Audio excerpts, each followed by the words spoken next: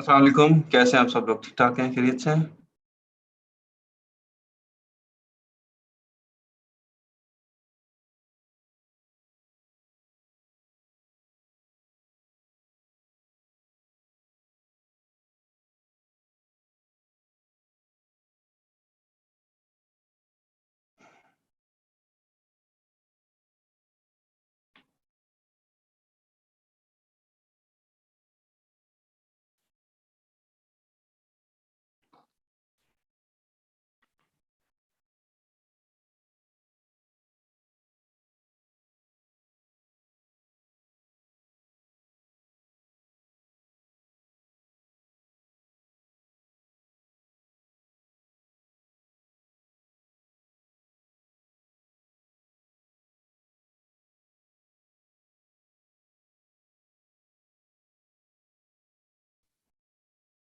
ये आज इतने कम क्यों हो गए एडवर्टाइजमेंट? कोई टेस्ट की वजह से गायब हो गए हैं कि सर्दी में श्रिंक हो गए हैं? क्या हुआ है?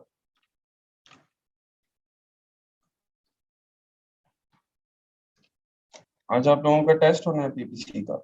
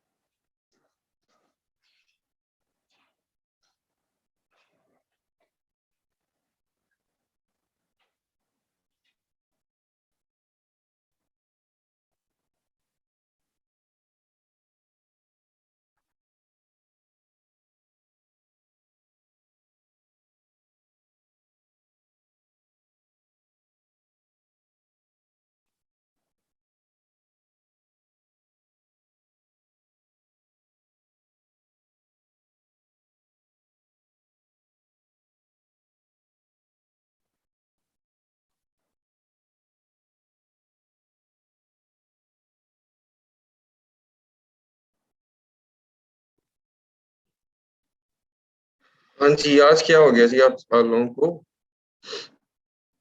कल पे शिफ्ट करने हैं हम उसको। आवाम भाग गई आज, क्या हुआ है? 88 88 आए हैं अभी तक पार्टिसिपेंट्स हमारे पास। अच्छा चलें, जो लोग आ गए हैं हम स्टार्ट करते हैं। आप लोग मुझे बताएं कि पहले तो पीपीसी को रिवाइज कौन कर देगा एक दफा लेक्चर को?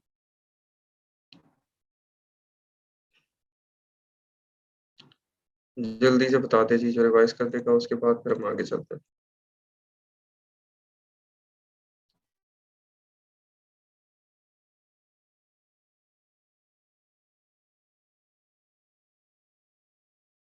इन्ना लिल्लाहि व इन्ना इलैहि राजिऊन। अल्लाह मग़फ़िरत फ़रमाए जी। अल्लाह ताला दर्जात बुलंद करे उनके।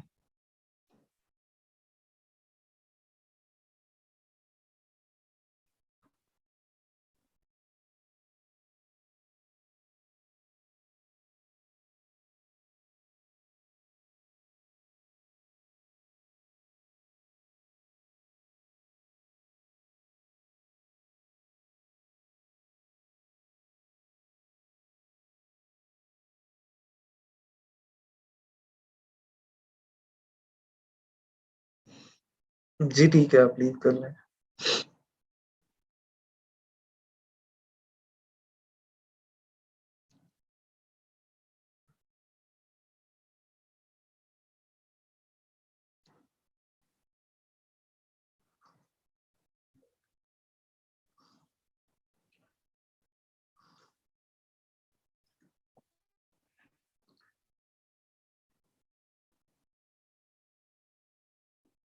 जी, जी, ज़रूर, ज़रूर इंशाल्लाह।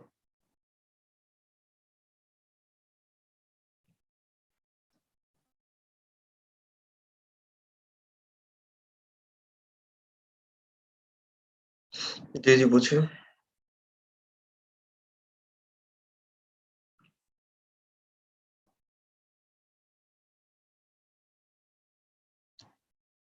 अच्छा अभी आप लोग पिछले पीपीसी वगैरह के और पीछे टॉपिक्स के कोई क्वेश्चन्स हैं जो लोग आ गए हैं वो पूछ लें प्लीज़। हाँ, नहीं आप अपनी अदर देन फाइवर अगर कोई कॉन्टैक्ट डिटेल्स देंगे, ईमेल वगैरह तो डेफ़िनेटली आपको उसके ऊपर पेनल्टी लगाएगा फाइवर कोई, ठीक है?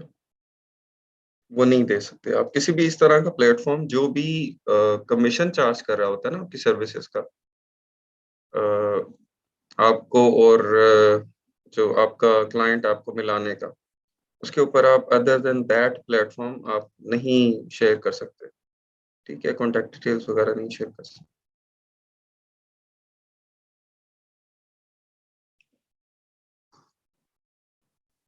मैंने कॉमसेट से केमिकल इंजीनियरिंग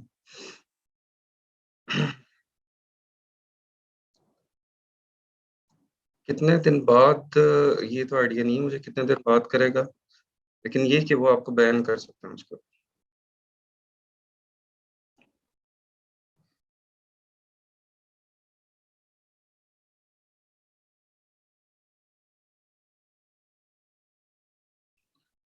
अच्छा पहले हम इनिशियल रिव्यूज़ जो हैं वो गेन करते हैं।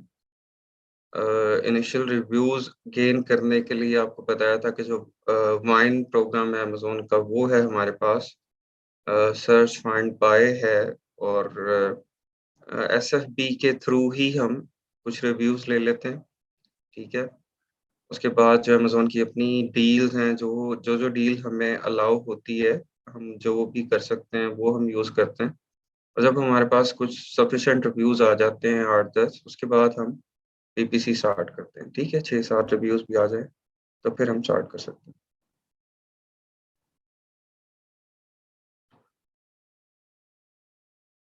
मैंने स्टार्ट से ही केमिकल इंजीनियरिंग की जॉब की ही नहीं थी।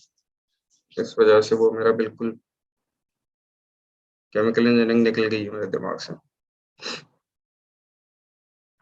अकाउंट बैन कर देता है फाइवर अगर आप अपना नंबर वगैरह दें तो। हाँ, अब बैन हो जाएगा, कब होगा उसी टाइम होगा, 1-2 दिन बाद होगा, ये नहीं कुछ कह सकते, लेकिन बैन हो जाएगा। और ये मैंने आपको किसी भी प्लेटफ़ॉर्म के लिए बता दिया ना रूल। कोई प्लेटफ़ॉर्म देखें उसका क्या एसेंस है कि वो आपसे कमीशन चार्ज कर रहे हैं। वो अपवर्क है, फाइवर है, कोई भी और इस तरह का प्लेटफ़ॉर्म है फ्रीलांसिंग का। तो अगर आप वहाँ पे डायरेक्ट राब्ते शुरू कर देंगे तो उसको अलाउ तो नहीं करेंगे ना, फिर उनका क्या मकसद है? फिर तो लोग आएँ, अपने नंबर दें, ईमेल दें और वहाँ से बाहर निकल जाएँ, बाहर ऑर्डर प्लेस कर दें।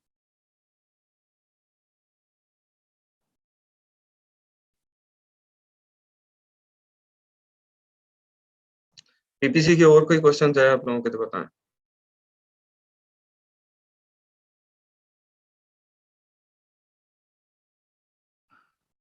ब्रेकडाउन किस चीज़ का? प्राइस प्राइस का या टाइमलाइन का, किसका?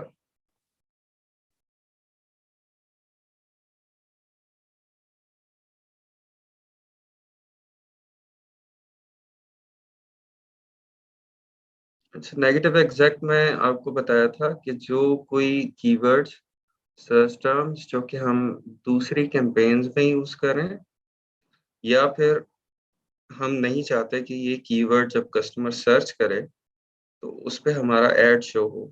हम उन कीवर्ड्स को नेगेटिव एग्जैक्ट में एंटर कर देते हैं, ठीक है? और नेगेटिव एग्जैक्ट में डालने से उस कीवर्ड के ऊपर हमारा ऐड शो नहीं होता। यार ओवरव्यू तो दे दिया था ना, फ्राइडे को दे दिया था, थर्सडे को। अब तो आप लोगों ने मुझे ओवरव्यू देना है, तो आपकी बारी है।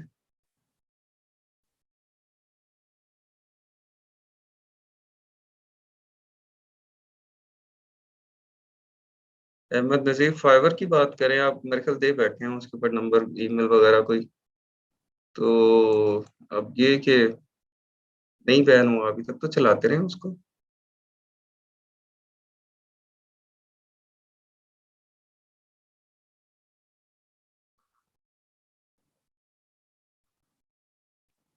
कीवर्ड टारगेटिंग की ज़्यादा इफेक्टिव है पीपीसी, ठीक है? कीवर्ड टारगेटिंग ज़्यादा, और आप देखें कि हमारी ज़्यादा कैंपेन्स जो हैं वो कीवर्ड टारगेटिंग के ऊपर ही हैं।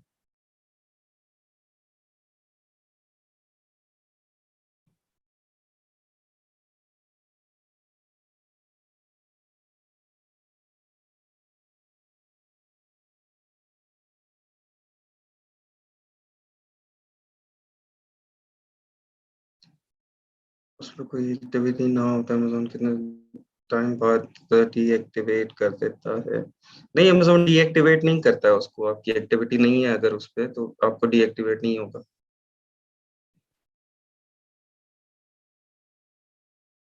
उसमें परेशान होने की ज़रूरत नहीं।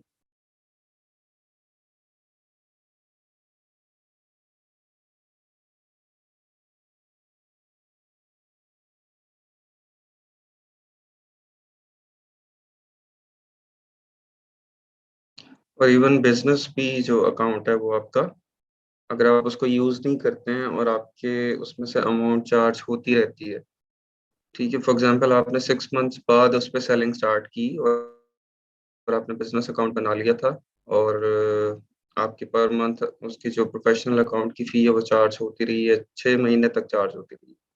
6 मंथ्स बाद आपने सेलिंग स्टार्ट की है उसके ऊपर, तो फिर आप एक केस ओपन करते हैं कि 6 मंथ्स मैंने सेलिंग नहीं की, तो मेरी जो फ़ी है 6 मंथ्स की, वो मुझे रिफंड की जाए, तो वो भी अमेज़न आपको रिफंड कर देता है।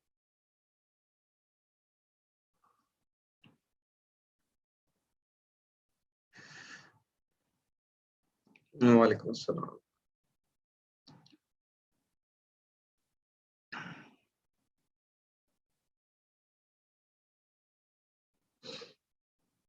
अच्छा, रिवाइज़ करने वाला बंदा कौन है जी?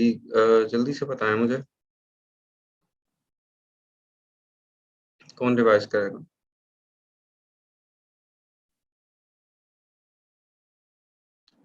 ए वाले, जो जिनका ए से स्टार्ट होता है ना नाम, वो बेचारे पहले फँस जाते हैं, टॉप ऑफ द लिस्ट नज़र आ रहे होते हैं। अब्दुल रहमान खान साहब, आप करेंगे रिवाइज़? आपको अनम्यूट किया मैंने।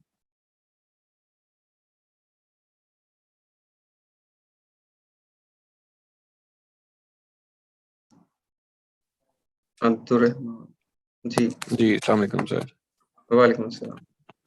जी सर, सारा पीपीसी रिवाइज़ करना है क्या? हाँ, कौन-सा पीपीसी का सेक्शन? ओवरव्यू दे दें हमें, एक ब्रीफ सा पीपीसी का। अ, ठीक है सर, उसमें स्टार्ट करते हैं। उसमें बेसिकली हम लोगों ने देखा था कि डिफरेंट केसेस भी हम लोगों ने डिस्कस किए थे। लेकिन मोस्ट इम्पोर्टेंट जो बेसिक हमें याद रखने की चीज़ होती है कि जब भी आप पीपीसी स्टार्ट करें, ठीक है? तो सबसे पहले आप लोग जो है ऑटोमेटिक कैंपेन जो है वो स्टार्ट करें, और उसके अंदर जो ख़्याल रखने की चीज़ होती है कि आप एक कैंपेन के अंदर एक ही ऐड ग्रुप बनाएँ, ठीक है? सबसे पहले जब आप चलाएँगे तो उससे आपके जो मोस्ट जो है अमेज़न आपको बताएगा कि किन कीवर्ड्स के ऊपर जो है ना आपकी प्रोडक्ट रैंक हो रही है, ठीक है? और उससे क्या करेंगे, जो आपके ब्लीडिंग कीवर्ड्स होंगे आप उसको जो है आप हाइलाइट कर सकते हैं, सेव कर सकते हैं कि यार कौन से कीवर्ड्स जो आपने सोचे हुए थे लेकिन जो है उस पे सेल या आपकी जो प्रोडक्ट है वो रैंक नहीं हो रही, आपको वो भी प्रेडिक्शन मिल सकती है। ठीक है, उसके साथ साथ जब आपको कोई मोस्ट इम्पॉर्टेंट आपको जो आपको टॉप रैंक करवा सकें कीवर्ड्स, जब आपको वो मिल जाए ऑटोमेटिक कैंपेन से, देन जो है हमारे पास आ जाती है मैनुअल कैंपेन। ठीक है, मैनुअल कैंपेन के अंदर जो है फिर हमारे पास 3 टाइप्स आ जाती हैं उसकी। जब भी आप एड ग्रुप बना रहे हैं उसके अंदर इम्पॉर्टेंट चीज़ है कि आप बिडिंग किस तरह की करना चाह रहे हैं।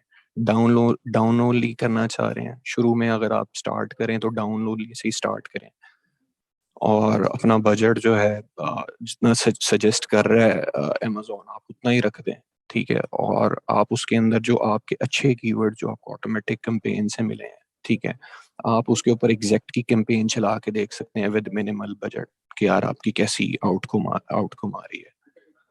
ठीक है, उसके साथ आप फिर जो है आपके पास आप उन्हीं कीवर्ड को जो है आप फ्रेज के साथ अलहदा ऐड एक नई कैंपेन बनाएं मैनुअल की। ठीक है, उसके अंदर आप जो है फ्रेज के साथ एक ऐड ग्रुप बना के आप जो है टॉप 5 आपके जो अगर एसेंस आपको मिल रहे हैं आपके कंपेटिटर के, वो आप इंसर्ट करके वहां से आप फ्रेज की भी चला सकते हैं।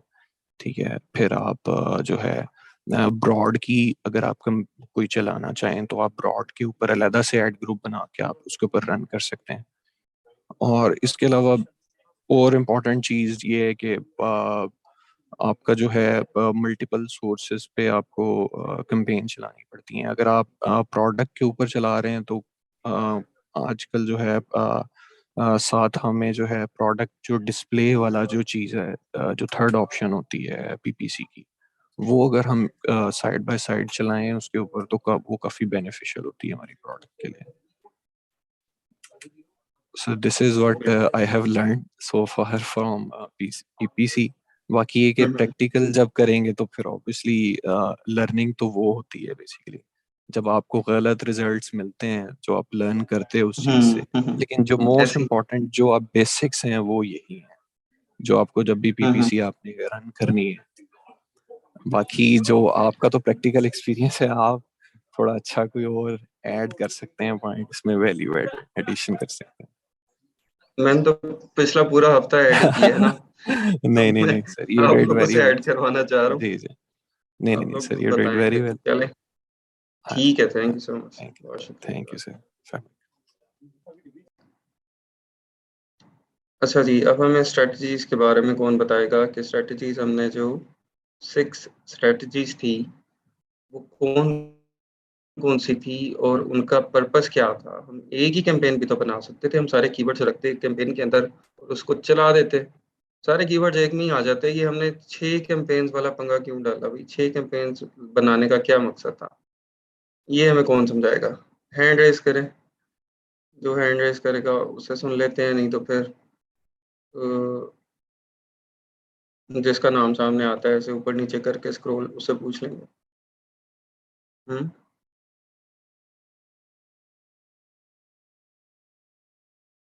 जी, हमारा नसरीन है ये? हाँ जी, आपको अनम्यूट किया है।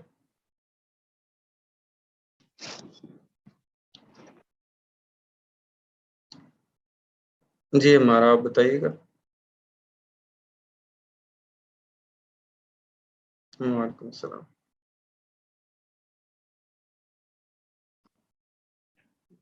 जी, हमारा आपको अनम्यूट किया हुआ है।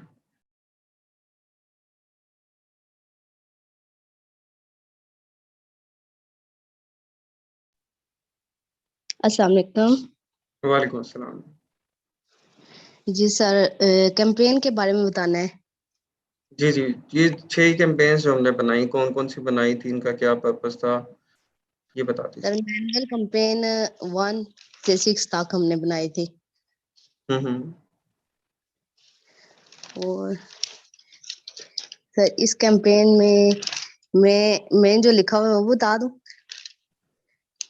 बस मैं तो हमें एक आइडिया देना है अपने कि ये कैंपेन थी और इसको बनाने का ये पर्पस था। ठीक है? जी सर, इसमें मुख्तलिफ कैंपेन में जैसे मैनुअल कैंपेन नंबर 1 है, उसमें हमने 3 रेलेवेंट एसन लेने हैं सर, जिसके search volume as per search volume जिसमें लेने हैं हमने सर्च वॉल्यूम हम्म, लेके तो उसमें 3 रेलिवेंट एसन डालने हैं और एग्जैक्ट की कैंपेन उस पर रन करनी है ठीक है। और डिफॉल्ट भी। और सर दूसरी कैंपेन उसमें top 5 ASIN as per rank hmm, और दूसरे जो थे उसमें as per get keyword.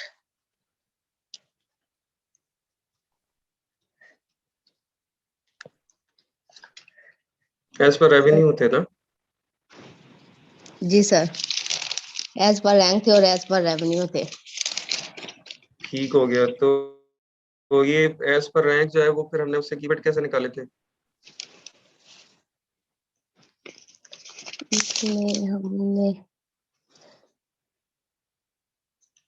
As per rank वाले हम्म, सर हम जब एक्सरे रन करते हैं तो उसमें जो स्पॉन्सर्ड प्रोडक्ट होते हैं उसको रिमूव करने के बाद जो एसएन हमारे पास टॉप 5 एसएन बचते हैं वो एज पर रैंक होते हैं। ठीक हो गया। नहीं, दोबारा बताएं जरा। जब हम एक्सरे रन करते हैं अपने प्रोडक्ट के ऊपर तो जो हम्म, स्पॉन्सर रिमूव करने के बाद हमारे पास टॉप 5 प्रोडक्ट होती हैं उनको हम हम्म। एज पर रैंक होते हैं। नहीं नहीं, कीवर्ड कैसे निकालते हैं, मैं ये पूछ रहा था। कीवर्ड सर सेरेब्रो से। अच्छा, एसन सेरेब्रो में डाल दिए और वहां जी से कीवर्ड आ गए, वहां से फिर हमने मोस्ट रेलेवेंट कीवर्ड जो है वो निकाल लिए और उन कीवर्ड्स को हमने फिर यूज एज कर पर लिया। रैंक एज पर रैंक वाले थे इसमें जी और जी। दूसरे जो थे एज पर रेवेन्यू थे। तो as per as per revenue वाले किस तरह निकलेंगे? एज पर रैंक वाले तो वो टॉप 5 स्पॉन्सर वाले रिमूव करके तो वो जो बाकी टॉप 5 वाले थे वो एज पर रैंक थे और उसको जो एज पर रेवेन्यू है उसमें जो हमारे यहाँ टॉप 5 एसन है उनको सेल्स वॉल्यूम से सॉर्ट कर। हाँ, रेवेन्यू से सॉर्ट कर लेंगे। हाँ जी, रेवेन्यू से सॉर्ट करने हाई टू लो। हम्म। वहां से फिर एसन उठाएंगे टॉप 5, फिर उनका क्या करेंगे? वहां से एसन उठा के तो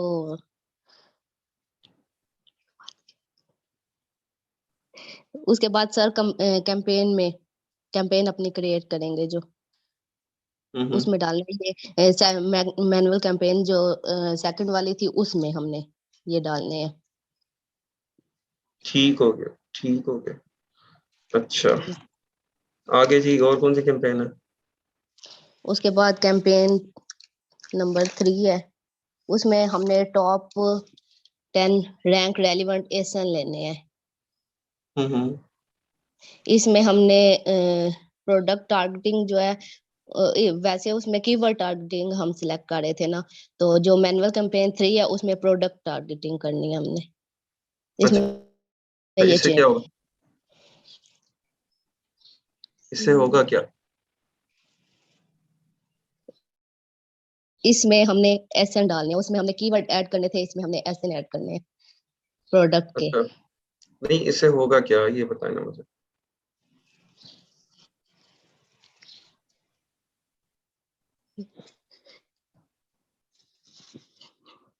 इससे हमारे ऐड नजर आएंगे जो कि ये टॉप 10 रैंक लोग हैं उनके प्रोडक्ट पेज के ऊपर, ठीक है, उनकी लिस्टिंग के ऊपर हमारे ऐड नजर आना शुरू हो जाएंगे। सर ठीक हो गया।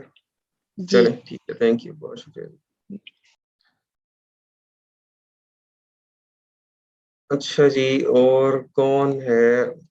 आप लोग क्यों हैंड रेस क्यों नहीं कर रहे? क्या वजह है भाई? भाई, पिछला बैच तो इस मामले में बहुत अच्छा था। ये वाला बैच पता नहीं शर्मीला है बहुत ज्यादा, ये इनको समझ नहीं आती या क्या हो जाता है। हम्म? उसमें तो बंदे सिलेक्ट करना मसला होता था, कितने ज्यादा वो रश लग जाता था हैंड रेस वालों को। ये आप लोगों को क्या हो गया है? जी, जमील उर रहमान साहब, आपको अनम्यूट किया।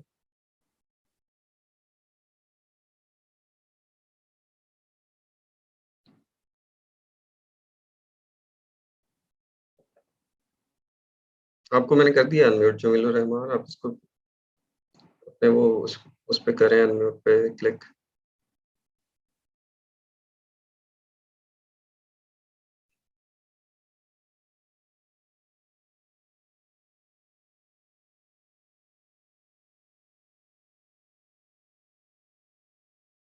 अच्छा, आप अनम्यूट नहीं हो रहे। मैं अली रजा आपको किया।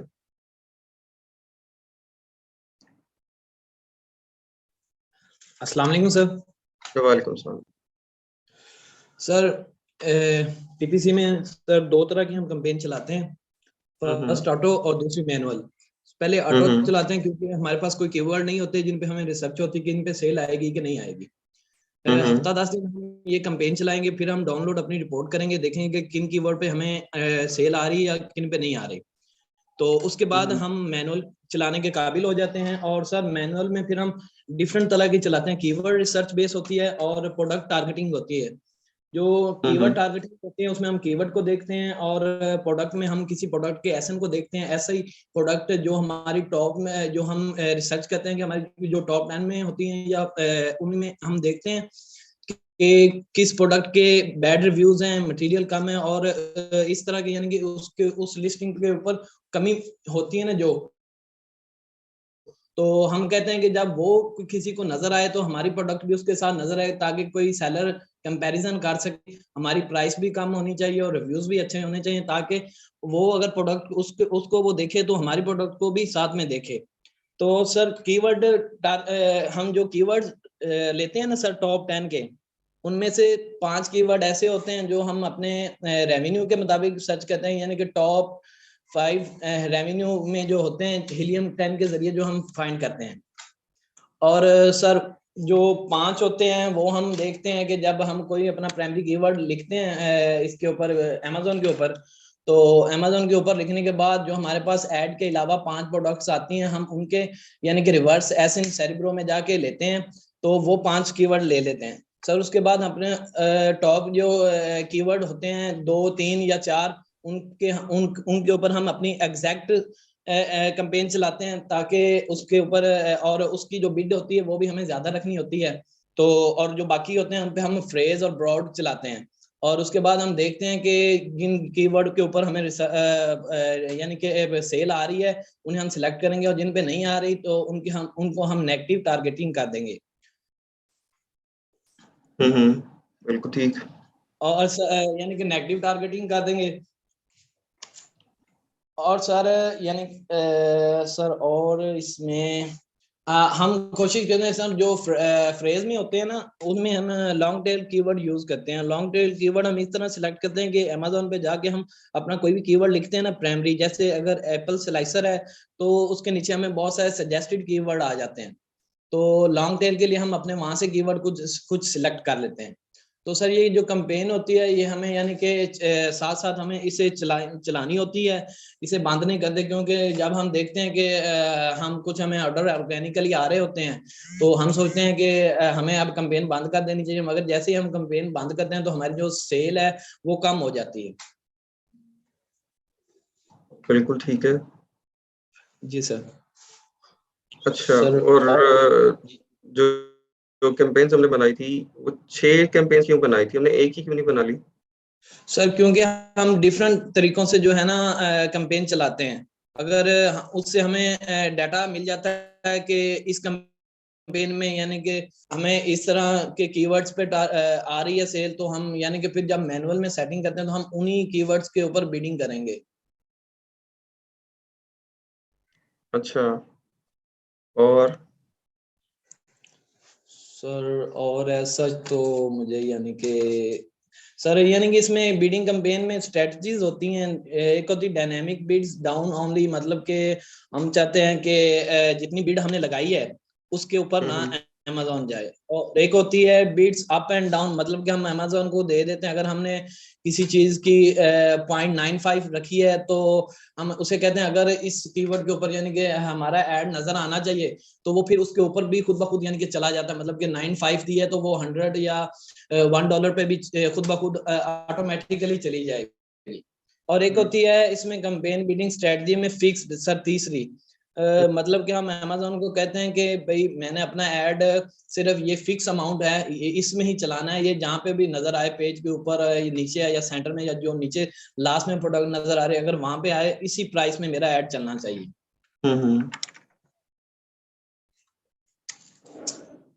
ठीक हो गया। कॉस्ट ROAS ये सब क्या चीजें हैं? सर कॉस्ट होती है जो हम यानी कि कॉस्ट एडवर्टाइजिंग कॉस्ट होती है जो कि हमारी चल रही होती है सर, ये हमें हमारी कम होनी चाहिए यानी कि रेवेन्यू से जो हमारी सेल आ रही हो।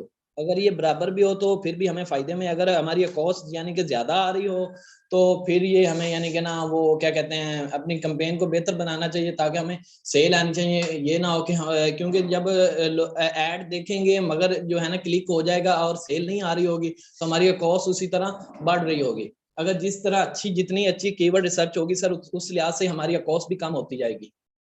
और सर ये कॉस्ट जो है ना ये फिर वो फार्मूला है उसके मुताबिक यानी कि हम अपनी वो निकाल लेते हैं। इन दोनों में क्या फर्क है? कॉस्ट और टेकोस्ट में क्या डिफरेंस है? सर कॉस्ट होती है एडवर्टाइजिंग कॉस्ट ऑफ कॉस्ट। सो ये कॉस्ट किसका एब्रिविएशन है? सर कॉस्ट सर कॉस्ट होती है एडवर्टाइजिंग कॉस्ट ऑफ सेल्स और cost total advertising cost of sales. और सर ये जो यानी कि इसका आपने एक फार्मूला बताया था सर वो राइट डाउन किया था नहीं, मगर बस फर्क दोनों में बता देना क्या है। सर दोनों में डिफरेंस सर कॉस्ट होती है यानी कि जितनी हमें आ रही है उसके ऊपर किसी एक क्या कहते हैं एडवर्टाइज सर टोटल जो होती है ना advertising cost of sale. Sir इसमें थोड़ा सा मुझे ना चलो कंफ्यूजन इसको आपने देख लेना बाद में, बल्कि अभी इसको कोई और बता देता है। ठीक है, थैंक यू। सर मैं अभी कौन बताएगा जी? कॉस्ट से कॉस्ट को बताएगा कौन जल्दी से?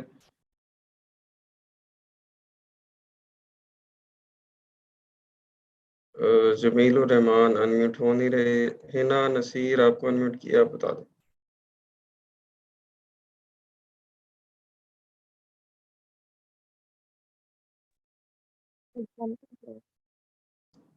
वालेकुम सलाम। जी जी। पोस्ट वो होती है जिसमें हम अपनी एडवर्टाइजमेंट जब रन करते हैं तो हमें आवाज जितना थोड़ी सी अपनी ऊंची कीजिएगा। मेरा पोस्ट वो होती है जिसमें हम अपनी एडवर्टाइजमेंट जब रन करते हैं तो हमें उस हम्म पे जितने ऑर्डर्स आते हैं उस पे हमने जितने पैसे स्पेंड किए होते हैं उसको डिवाइड करने से मतलब पर कोस्ट हमें कितनी पड़ रही है। और डी कॉस्ट वो हम्म होती है जिसमें हम एडवर्टाइजमेंट से जो हमें ऑर्डर्स आते हैं और मैनुअल जो ऑर्डर्स आ रहे होते हैं उन दोनों की जितने टोटल ऑर्डर्स होते हैं उस पे जितने हमने पैसे स्पेंड किए होते हैं उसको डिवाइड करने से मतलब पर ऑर्डर हमें कितने हमारे पैसे स्पेंड हो रहे हैं।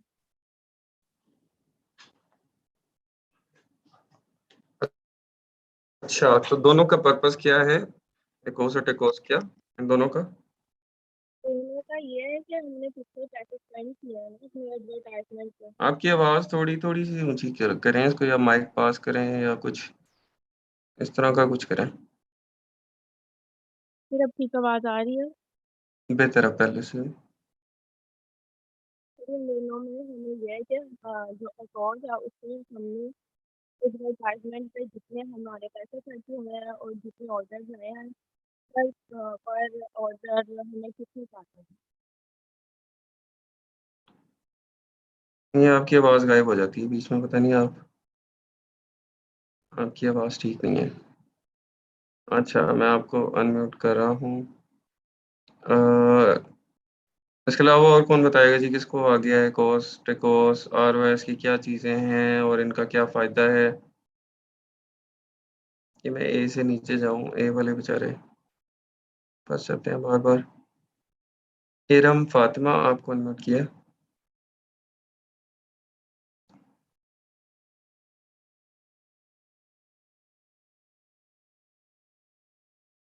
जी, इरम फातिमा आपको अनम्यूट किया हुआ है।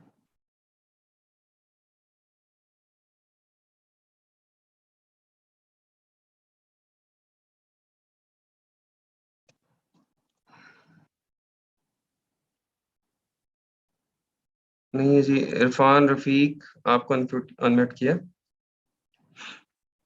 इरफान रफीक,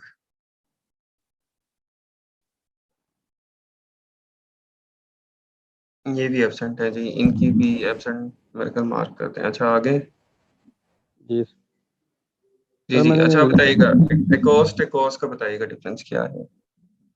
कोस्ट का, जी जी। सर मैंने वैसे फ्राइडे को इलेक्शन ही किया था। उससे पहले की बात है, थर्सडे की बात है। कोस्ट पीपीसी हाँ पीपीसी में। कोस्ट में सर, ये कोस्ट पर क्लिक का पूछ रहे हैं आप? जी जी जी। कोस्ट पर क्लिक में सर ये कीवर्ड बेस पर होता है हमारा। तो इसमें हम ये हम्म। करते हैं कि लाइक अगर लैपटॉप है, इसका जो है कोस्ट फॉर एग्जांपल अगर $2 है, तो अगर कोई दूसरी प्रोडक्ट है माउस, तो इसका कीवर्ड बेस पे इसका डिपेंड करते हैं हम कोस्ट पर क्लिक का। नहीं ये नहीं, मैं यहाँ पे एडवर्टाइजिंग कॉस्ट का बात कर रहा हूँ, ए कॉस्ट। एक कोस्ट का। हाँ चले, आपने नहीं वो देखा अभी तो एटलीस्ट स्लाइड्स हैं शेयर की हुई ग्रुप में, उसको आप लोग पढ़ लें। अगर किसी ने कोई लेक्चर मिस कर दिया है, उसको वहां से अंडरस्टैंडिंग नहीं है, तो स्लाइड्स को ही देख लें भाई, वहां से पढ़ लें। सुमेरा नाज आपको अनम्यूट किया।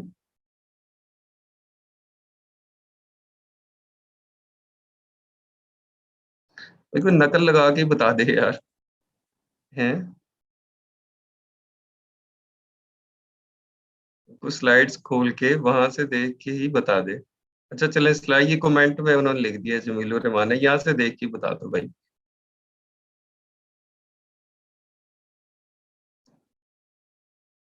सुमेरा नाज आप एब्सेंट हैं।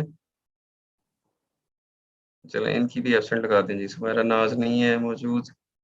और इसके बाद और कौन है, राशिद मुनीर। राशिद मुनीर हैं हमारे साथ। नहीं है जी, इनको भी एब्सेंट मार्क करते हैं मेरे को। हाँ जी आगे हैं आगे हैं। जी आवाज़ नहीं आ रही है आपकी, ये फिर म्यूट हो गया। नहीं है, अवेलेबल नहीं है। एहतशाम बशीर, एहतशाम बशीर आप हैं, आपको अनम्यूट किया है।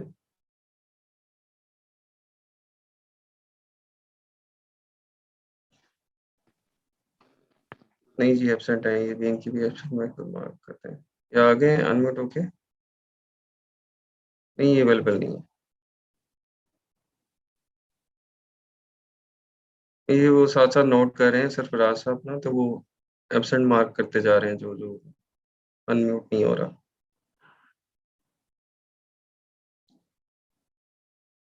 अच्छा फरीहा बशीर आपको अनम्यूट किया।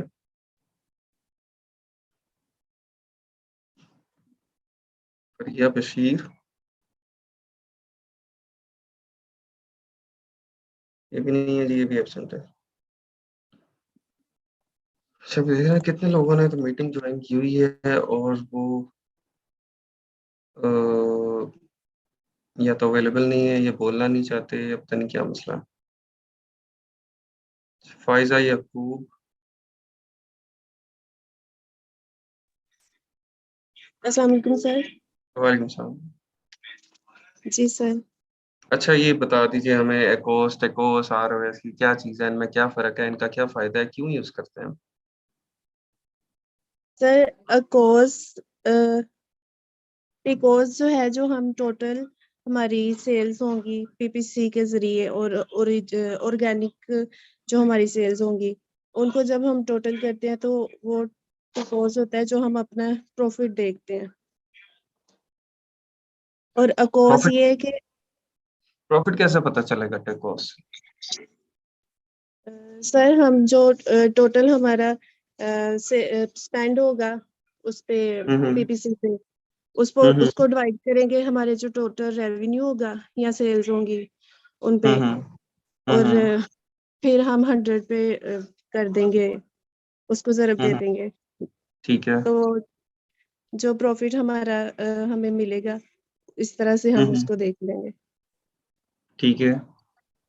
और अकोर्स ये है कि हम जो हमारी पीपीसी पे स्पेंड हो रही है रकम, उसको डिवाइड करेंगे जो हमारी सेल हमें मिली है उसके साथ।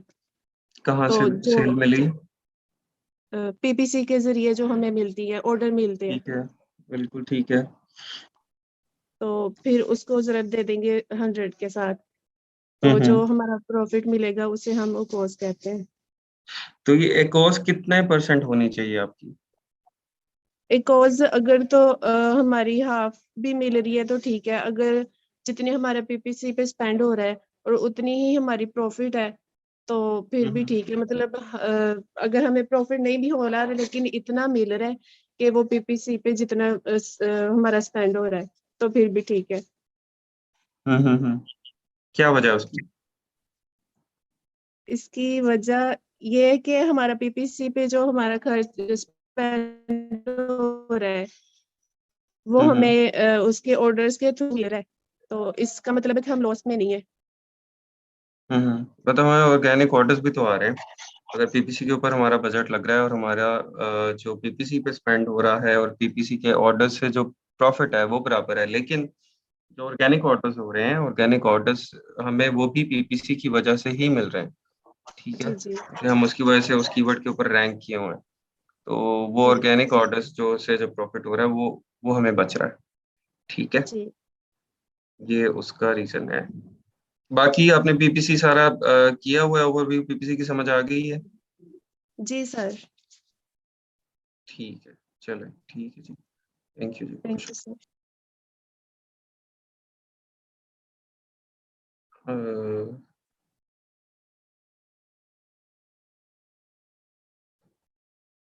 अनम जब्बार, आपको अनम्यूट किया जी।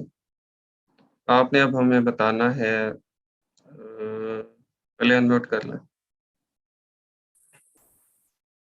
अस्सलाम वालेकुम सर। वालेकुम सलाम। अच्छा, आप बता दें कि इन्फ्लुएंसर मार्केटिंग जो है जी सर। वो किस तरह से करेंगे? इन्फ्लुएंसर मार्केटिंग के अंदर हम क्या-क्या यूज़ करेंगे? जी सर, इन्फ्लुएंसर मार्केटिंग में सर हम डिफरेंट सोशल मीडिया प्लेटफॉर्म्स के मतलब जो इन्फ्लुएंसर्स होते हैं ना अपनी फील्ड से रिलेटेड उनसे कांटेक्ट करेंगे।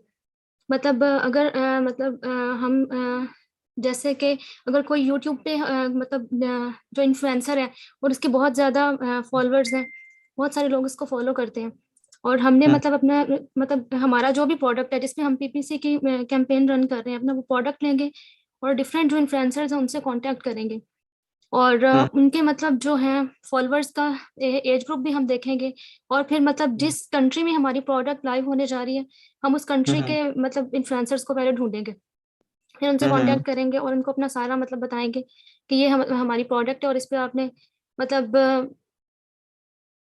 इसको आपने मतलब जो है करना है हाईलाइट, हुँ, तो हुँ।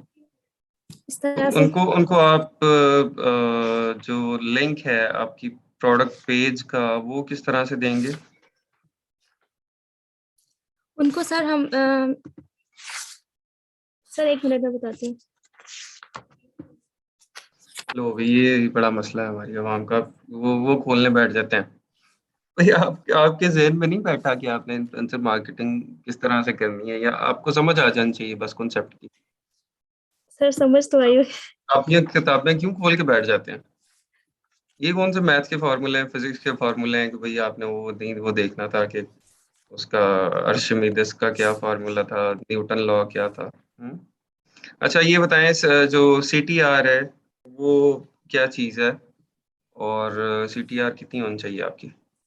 सर ये सीटीआर जो है ये क्लिक थ्रू रेट है, मतलब एक क्लिक से इम्प्रेशंस हमें मतलब कितने आते हैं और मतलब कितने जो है अमेजोन पे लोग जो है आपकी ऐड को मतलब क्लिक कर रहे हैं। हुँ, हुँ। ये ज़्यादा होना इसको चाहिए, कम होना चाहिए? सर ये ज्यादा होनी चाहिए। हाँ, क्योंकि अगर ये बहुत कम है तो it means your add is not impressive enough कि लोग उसके ऊपर आके क्लिक करें और क्लिक करके आपकी लिस्टिंग के ऊपर जाएँ। तो अगर आपके जी इम्प्रेशंस के साथ क्लिक्स अच्छे आ रहे हैं तो आपकी सीटीआर अच्छी है और आपको अच्छे जो हैं वो मिले। कन्वर्जन रेट क्या है? कन्वर्जन रेट ये है कि सर हमारी मतलब क्लिक्स के बाद कितने लोग जो हैं हमारी प्रोडक्ट को परचेज कर रहे हैं ठीक है। इसको कन्वर्जन रेट वो भी आपका कम होना चाहिए, ज़्यादा होना चाहिए? कन्वर्जन रेट सर ज्यादा होना चाहिए क्लिक कर रहे हैं या क्योंकि बाय कर रहे हैं? सर बाय कर रहे हैं बाय कर रहे हैं। जो आपके पेज के ऊपर आ गए हैं जी और कितने लोग वहाँ से मतलब बाय कर मतलब उन क्लिक्स के अगेंस्ट हमें मतलब कितने ऑर्डर्स जो हैं मतलब लोग कर रहे हैं हमारी प्रोडक्ट को। ठीक है। चलें, ठीक है जी। थैंक यू, बहुत शुक्रिया। Thank you sir.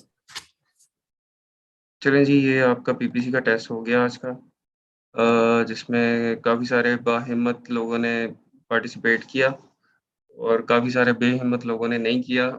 वो जो उनको अनम्यूट करते रहे, हम नहीं हुए। और आप लोग प्लीज़ अभी स्लाइड्स जो है वो शेयर की हैं मैंने उसके अंदर ग्रुप में, उसको स्टडी कर लें अच्छी से, उसको देख लें, समझ लें। अगर किसी को नहीं अंडरस्टैंडिंग हुई, नहीं, आप जमीलुर रहमान आप नहीं हैं उनके अंदर, बेहिम्मत लोगों में आप नहीं, आप परेशान ना हो। तो उसको ही देख लें, वहाँ से पढ़ लें और अगर फिर भी आपको नहीं समझ आती है कुछ भी पीपीसी से रिलेटेड, तो आप जहाँ पे स्लाइड शेयर की है, आपने वहीं पे कमेंट करना है अपना, ठीक है? आपने वहीं पे कमेंट करना है और अपना क्वेश्चन वहाँ पे आपने लिख देना कि मेरा पीपीसी से रिलेटेड ये क्वेश्चन है, ठीक है? आपको वहीं पे उसका आंसर मिलेगा। तो लेकिन इसको आपने गो थ्रू ज़रूर कर लेना है। इसको छोड़ना नहीं है कि भई एक दफ़ा लेक्चर्स गुज़र गए हैं तो फिर हम भूल जाएँ इसको। मैंने आपको बताया था कि ये जो इस तरह की स्किल है अमेज़न की कि जिसमें कॉम्पिटिशन इतना ज़्यादा नहीं है। बहुत ज़्यादा लोग इसमें इन नहीं होते और इतनी ज़्यादा एक्सपर्टीज़ भी नहीं है लोगों के पास। इसमें जो फ्रीलांसिंग का काम स्पेशली है वो बहुत ज़्यादा है और उसका बहुत गैप है। बहुत ईज़िली मिल जाता है कि अगर आप एक अच्छे पीपीसी एक्सपर्ट हैं और आप अच्छे पीपीसी एक्सपर्ट तभी बनेंगे जब आपको पहले तो नॉलेज होगा उसका और उसके बाद आप उसको प्रैक्टिस करेंगे। तो अभी तो आप इस स्टेज पे हैं ना कि आपको उसका पूरा नॉलेज हो, तो पूरा नॉलेज तो पहले गेन करें, ठीक है? उसको स्लाइड्स को अच्छी तरह से पढ़ें और उससे फिर आगे फर्दर खुद चीज़ों को एक्सप्लोर करें। मैंने तो आपको मतलब वो 5-6 स्ट्रैटेजीज़ बता दी, they are not the only one, ठीक है? हंड्रेड्स ऑफ स्ट्रैटेजीज़ हैं पीपीसी चलाने की, हंड्रेड्स ऑफ स्ट्रैटेजीज़ हैं। मैंने आपको जस्ट ओवरव्यू दिया कि ये इस तरह से आप कैम्पेन्स बना सकते हैं या जो कैम्पेन्स मेरे लिए अच्छी चली हैं, मुझे अच्छा रिटर्न्स आए हैं, मैंने आपको वो कैम्पेन बताई। लेकिन हंड्रेड्स ऑफ स्ट्रैटेजीज़ हैं कैम्पेन्स बनाने की और उसको चलाने की। तो आप उनको एक्सप्लोर करें कि और क्या-क्या स्ट्रैटेजीज़ हैं, आप किस तरह से चला सकते हैं। उसके लिए यही है कि आपको पहले बेसिक नॉलेज ले लें और फिर यूट्यूब को खंगाल लें, पूरा गूगल को पकड़ लें। अमेज़न का अपना पीपीसी का कोर्स मैंने आपको बताया था कि जो सबसे ऑथेंटिक चीज़ है पीपीसी लर्न करने के लिए, वो अमेज़न खुद है। अमेज़न खुद आपको कोर्स करवा रहा है पीपीसी का। अगर जिन लोगों के सेलर सेंट्रल अकाउंट बन गए हैं वो कर सकते हैं और इसके अलावा ये आपको इंटरनेट पे भी कहीं से मिल जाएगा जो अमेज़न का अपना पीपीसी का कोर्स है, तो आप उसको स्टार्ट कर सकते हैं। बहुत डिटेल में है वो, ठीक है? बहुत डिटेल में चीज़ें बताई हुई हैं उन्होंने। ये आपको सेलर सेंट्रल में से मिलेगा, ठीक है? कैम्पेन मैनेजर वहाँ से आपको लेना पड़ेगा कोर्सेज़ जहाँ पे अमेज़न अपने बताता है। और इसके अलावा गूगल भी कर लें इसको, वहाँ से आपको मिल जाएगा। इसको खुद सर्च कर लेना भई। आपको एक तो ना आदत पड़ी हुई है फुल हमें यूनिवर्सिटी वाला जो माहौल है कि वो हमें पूरा पहुँचा के आए हैं उस जगह तक। तो फ्री कोर्स है बिल्कुल भई, पेड नहीं है, फ्री कोर्स है। आप इसको गूगल करें, सर्च करें, निकाल लें, स्टार्ट कर दें, ठीक है?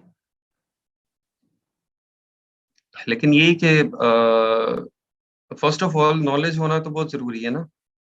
उसके बाद ही आपको कोई एक्सपीरियंस देने के लिए भी तभी आपको अलाउ करेगा ना कि आप इसके ऊपर मेरे अकाउंट के ऊपर प्रैक्टिस कर लें या यहाँ से एक्सपीरियंस गेन कर लें। जब आपको नॉलेज नहीं होगा तो फिर आगे प्रैक्टिकल एक्सपीरियंस वाली नौबत तब तक आएगी नहीं, ठीक है? अच्छा जी, ये कैंपेन जो है वो आपकी जो सर्च टर्म रिपोर्ट थी, मैंने आपको बताया था कि जब आप कैंपेन बनाते हैं तो उसके बाद आपको रिपोर्ट जो शो होती है, और नहीं, हमारी तो यूनिवर्सिटी में होता था, हमें एक-एक चीज़ देते थे इस तरह से, पता नहीं आजकल देना बंद कर दिया होगा उन्होंने। एक-एक चीज़ बताते थे कि भई ये बुक है, यहाँ से ही ये वाले क्वेश्चन, ये वाले फ़ॉर्मूले कर लो। हुँ। अच्छा, सर्च टर्म रिपोर्ट में आपको जो सबसे पहले नज़र आएगा लेफ्ट साइड पे, ये कस्टमर सर्च टर्म है। अच्छा, एक चीज़ जो मैंने शायद आपको नहीं बताई, keyword and search terms are 2 different things. Keyword और सर्च टर्म 2 डिफरेंट चीज़ें हैं। इनमें फ़र्क क्या है कि कीवर्ड फॉर एग्ज़ाम्पल आपने यूज़ किया टॉर्टिला रैप। टॉर्टिला रैप जो उसका है वो क्या कहते हैं? Tortilla wrap press.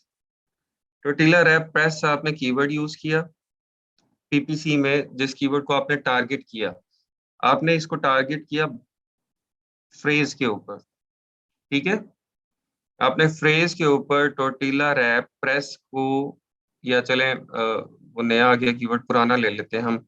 Silicon coaster आपने यूज़ किया फ्रेज़ के ऊपर अपनी कैंपेन के अंदर, पीपीसी कैंपेन में। लेकिन जब कस्टमर उसको सर्च करेगा, तो कस्टमर उसको, उसके साथ ज़ाहिर-सी बात है कुछ आगे या पीछे लगा के भी सर्च कर सकता है, क्योंकि हमने उसको फ्रेज़ में अलाउ किया। तो फॉर एग्ज़ाम्पल कस्टमर ने उसको सर्च किया है टेबल सिलिकॉन कोस्टर एब्ज़ॉर्बर, ठीक है? Table silicon coaster absorber. अब कस्टमर ने ये सर्च किया है, तो यहाँ पे आपको जो कस्टमर सर्च टर्म है ना, यहाँ पे आपको वो नज़र आएगा, टेबल सिलिकॉन कोस्टर एब्ज़ॉर्बर, या blue silicon coaster for coffee table, ठीक है? कस्टमर ने ये सर्च किया, तो आपको सर्च टर्म में वो नज़र आएगा, ठीक है? तो इट डज़न्ट मीन कि जो कीवर्ड्स आपने लिखे हुए हैं, आपको वही कीवर्ड्स, ये मैंने गूगल से ही निकाली है भई, यहाँ से वही उठाई है मैंने, अपनी मैंने सेलर सेंट्रल वाली वो नहीं आपको दिखा रहा। तो आपको यहाँ पे वही सर्च टर्म नज़र आएँगी जो कि आपको यहाँ पे कस्टमर ने सर्च की है, ठीक है? वो कीवर्ड आपको नहीं, जंगल स्काउट से नहीं आती ना, ये आपको सेलर सेंट्रल में मिलती है। सेलर सेंट्रल में जब आप कैंपेन मैनेजर में जाते हैं, जहाँ आपके सारे स्टैट्स आ रहे होते हैं, वहाँ पे ये शीट आपको वहाँ से डाउनलोड होती है। इसी तरह ये स्टैट्स आपको वहाँ पे नज़र आ रहे तो हैं, और उसको आप डाउनलोड कर लेते हैं, तो ये एक्सेल में आ जाती है, ठीक है? सर्च टर्म और कीवर्ड का डिफरेंस आपको पता लग गया कि कीवर्ड ये है कि जो आपने सेलेक्ट किया हुआ है, और सर्च टर्म वो है जो कि कस्टमर टाइप करता है, ठीक है? वहाँ पे आपको कैंपेन मैनेजर में आप टर्म्स के ऊपर जाते हैं, स्टैट्स के ऊपर, तो वहाँ पे आपको रिपोर्ट मिल जाती है। अच्छा जी, ये क्लियर हो गया, उसके बाद इंप्रेशंस आपको ये बताएगा। अच्छा, यहाँ पे ये एसेंस लिखे हुए हैं, क्योंकि ये रिपोर्ट जो है ये प्रोडक्ट टारगेटिंग की है, इसलिए यहाँ पे ये सब एसेंस लिखे हुए हैं। यहाँ पे ये और रिपोर्ट मैंने एक ओपन की थी, यहाँ पे कस्टमर सर्च टर्म्स, ये यहाँ पे देखें, यहाँ पे हैं कीवर्ड्स, ये कीवर्ड्स लिखे हुए हैं, सर्च टर्म्स हैं, ठीक है? Camping chair, portable camping chair वगैरह, ये सर्च टर्म्स हैं। ये क्योंकि रिपोर्ट है ये उसकी प्रोडक्ट टारगेटिंग की, तो इसलिए यहाँ पे एसेंस लिखे हुए हैं। अच्छा, आगे इंप्रेशंस आ गए हैं। हर एसियन के ऊपर कितने इंप्रेशन आए हैं, उन इंप्रेशंस में से कितने क्लिक्स हुए हैं। इंप्रेशन मतलब कितने लोगों को ऐड आपका दिखाया गया, और उसमें से कितने लोगों ने क्लिक किया है, क्लिक थ्रू रेट क्या है, उसकी परसेंटेज निकाल ली है इसने। कॉस्ट पर क्लिक, अच्छा कॉस्ट पर क्लिक आप देखेंगे हर एक का डिफरेंट है। इस एशियन पे 0.24 है, इस पे 0.61 है, इस पे 0.28 है, क्योंकि हर एक एशियन की वैल्यू डिफरेंट है, ठीक है? वो एसएन जिसके ऊपर सेल्स ज़्यादा आती हैं, जिसके ऊपर रेवेन्यू ज़्यादा आता है, ज़्यादा कस्टमर आते हैं, उसकी कॉस्ट ज़्यादा होगी, और वो एसएन जिसके ऊपर कोई जाता ही नहीं है, उसके ऊपर कॉस्ट कम होगी, ठीक है? 0.10 वाला भी एसएन है, ठीक है? लेकिन उसके ऊपर इंप्रेशंस देख लें आपके 4 हैं। तो एज़ पर द एसएन जो उसकी रेलेवेंसी भी हो सकता है, ठीक है, या कोई भी क्राइटेरिया अमेज़न का इसमें हो सकता है कॉस्ट पर क्लिक के लिए। बिडिंग भी हो सकती है कि कितने कंपटीटर जो हैं वो आपके बिड कर रहे हैं उस एसएन के ऊपर अपना ऐड शो करवाने के लिए, ठीक है? उसके बाद स्पेंड आ जाएगा कि कितने क्लिक्स आपके हुए हैं। नंबर ऑफ क्लिक्स यहाँ से पे एक कॉलम इससे पहले होता है नंबर ऑफ क्लिक्स का, ठीक है? कितने क्लिक आपके हुए हैं और नंबर ऑफ क्लिक्स मल्टीप्लाई होते हैं कॉस्ट से, तो ये आपका स्पेंड आ जाता है कि आपने इस सेशन के ऊपर अपना ऐड शो करवाने के लिए इतने-इतने जी, ये वही कॉम्पिटिटर के एसएन है जो आपने सेलेक्ट किए थे या जो वर्स्ट लिस्टिंग वाले, हाई प्राइस वाले, लो रिव्यूज़ वाले एसएन जो आपने सेलेक्ट किए थे, ये वो एसएन्स हो सकते हैं। इसके बाद 7 डे टोटल सेल्स आपको इतने स्पेंड के ऊपर इतने क्लिक्स मिलने के बाद आपने सेल कितनी की है, ठीक है? इतने क्लिक्स मिलने के बाद आपकी कितनी सेल हुई है, आपके कितने यूनिट्स निकले हैं। टोटल एडवर्टाइजिंग कॉस्ट कितनी हुई है उसके ऊपर, ठीक है? ये कॉस्ट यहाँ पे दे दिया उन्होंने 9.4% है, 2.1%, 4.2%, 3.2%, ठीक है? तो बड़ी बेहतरीन यहाँ पे कॉस्ट इन्होंने दिखाई हुई है। उसके बाद जी 7 डे टोटल जो है वो आपके नंबर ऑफ यूनिट्स यहाँ पे इसने बताए होंगे कि आपके कितने यूनिट यहाँ पे सेल हुए हैं। और उसके बाद जी कन्वर्जन रेट आ गया आपका कि कितने परसेंट लोग जो आपके लिस्टिंग के ऊपर आए हैं वो सेल में कन्वर्ट हुए हैं या नहीं हुए। ठीक है, इस रिपोर्ट में देख लेते हैं क्या डिफरेंस है। यहाँ पे first day last day keyword के ऊपर इम्प्रेशंस कितने हैं, क्लिक्स कितने हैं, क्लिक थ्रू रेट कितना है, टोटल स्पेंड है, एवरेज कॉस्ट पर क्लिक कितनी आ रही है और ऑर्डर्स कितने हुए हैं, ठीक है, सेल कितनी हुई है। तो ये चीज़ें आपको सर्च टर्म रिपोर्ट के अंदर दिखाएँगी और ईच के कीवर्ड के अगेंस्ट जो भी कीवर्ड आपका होगा हर कीवर्ड के अगेंस्ट आपको अमेज़न बताएगा कि आपकी ये प्रोग्रेस है, ठीक है? हर कीवर्ड के अगेंस्ट आपकी ये प्रोग्रेस चल रही है।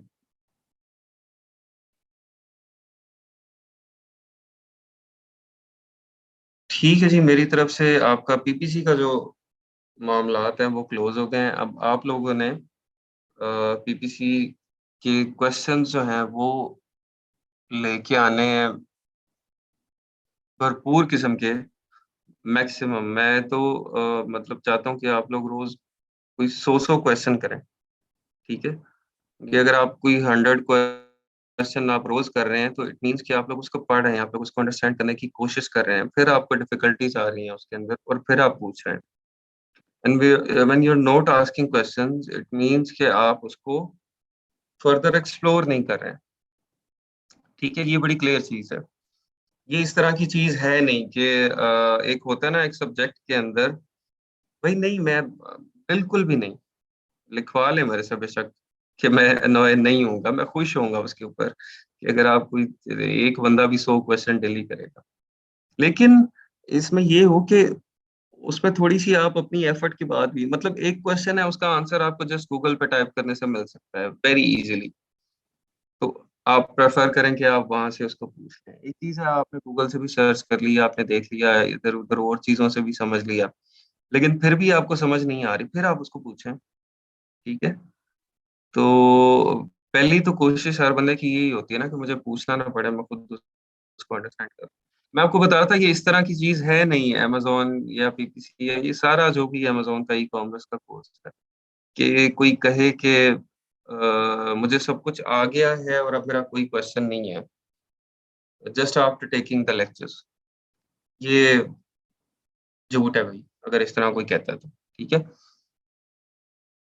तो आप जब इसको एक्सप्लोर करेंगे तो आपके बहुत सारे क्वेश्चन्स आपके सामने आते हैं, ठीक है? क्योंकि बहुत बड़ी फील्ड है। इन्फ्लुएंसर मार्केटिंग का पीपीसी से लिंक नहीं है, वो हम जो रैंकिंग हमने की थी, जो रैंक के लिए हम स्ट्रैटेजीज़ हमने देखा था कौन-कौन सी करेंगे और थ्रू आउट आवर सेलिंग हम इन्फ्लुएंसर मार्केटिंग और पीपीसी को साथ-साथ लेके चल रहे होते हैं, ठीक है?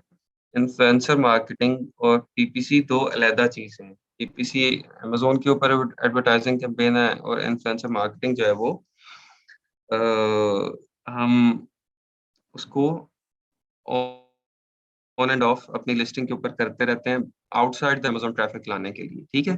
पीपीसी में इनसाइड द अमेज़न ट्रैफिक आती है, इन्फ्लुएंसर मार्केटिंग में आउटसाइड द अमेज़न ट्रैफिक आती है, जो कि अमेज़न को ज़्यादा अच्छी लगती है और जिससे आपका रैंक ज़्यादा इम्प्रूव होता है। डिस्प्ले गूगल ऐड मतलब आप चाहते हैं कि आपकी जो अमेज़न की लिस्टिंग है, आप गूगल पे उसके एड्स चलाएँ। गूगल ऐड पे चलाएँ आप अपने वेब उसका लिस्टिंग पेज को। इसी की बात करें? अच्छा। अच्छा इसके अंदर ना गूगल एड्स के ऊपर आप जब चलाएँगी तो इसको करना चाहिए, लेकिन ये बजट इंटेंसिव है थोड़ा-सा। बजट इंटेंसिव इसीलिए है क्योंकि आप बिल्कुल जो कस्टमर इंटेंट है ना, बिल्कुल बाय करने की, आप उसको टारगेट नहीं कर रहे होते।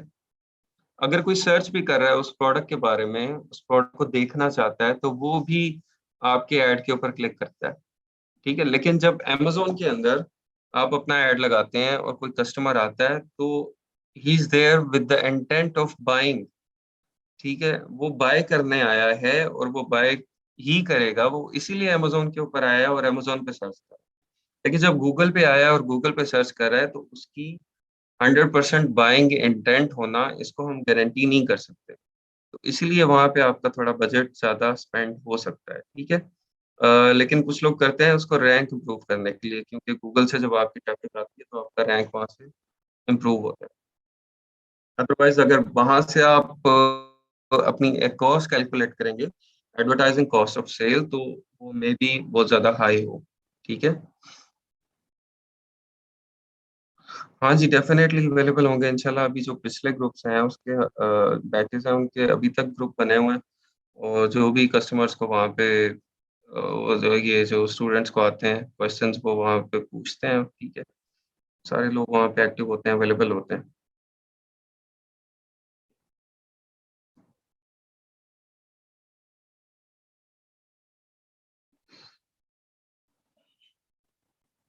लेकिन टारगेट ऑडियंस बिल्कुल वो है ना, लेकिन इसको आप कंपेयर करें अमेज़न के पीपीसी से कि जो बंदा अमेज़न पे आके सर्च कर रहा है और वो आपके ऐड पे आ रहा है। वो आपकी लिस्टिंग पे आ रहा है और एक गूगल से आ रहा है। एक्यूरेसी कितनी होगी, ठीक है? इसमें कितनी एक्यूरेसी होगी, ये फ़र्क है सिर्फ़। डेफ़िनेटली आप टारगेटिंग तो उसके ऊपर अपनी तरफ से तो हम बिल्कुल एग्ज़ैक्ट करते हैं कि बिल्कुल वही कस्टमर आए कि जिसने हमारी प्रोडक्ट बाय करनी है, लेकिन फिर भी एक्यूरेसी उसमें उतनी नहीं होती। अच्छा एफबीए होलसेल को स्टार्ट करते हैं जी। एफबीए होलसेल जो है, वो क्या है? इसमें जब हम नाम लेते हैं तो हाँ जी, एफबीए होलसेल आप सेम अकाउंट से कर सकते हैं।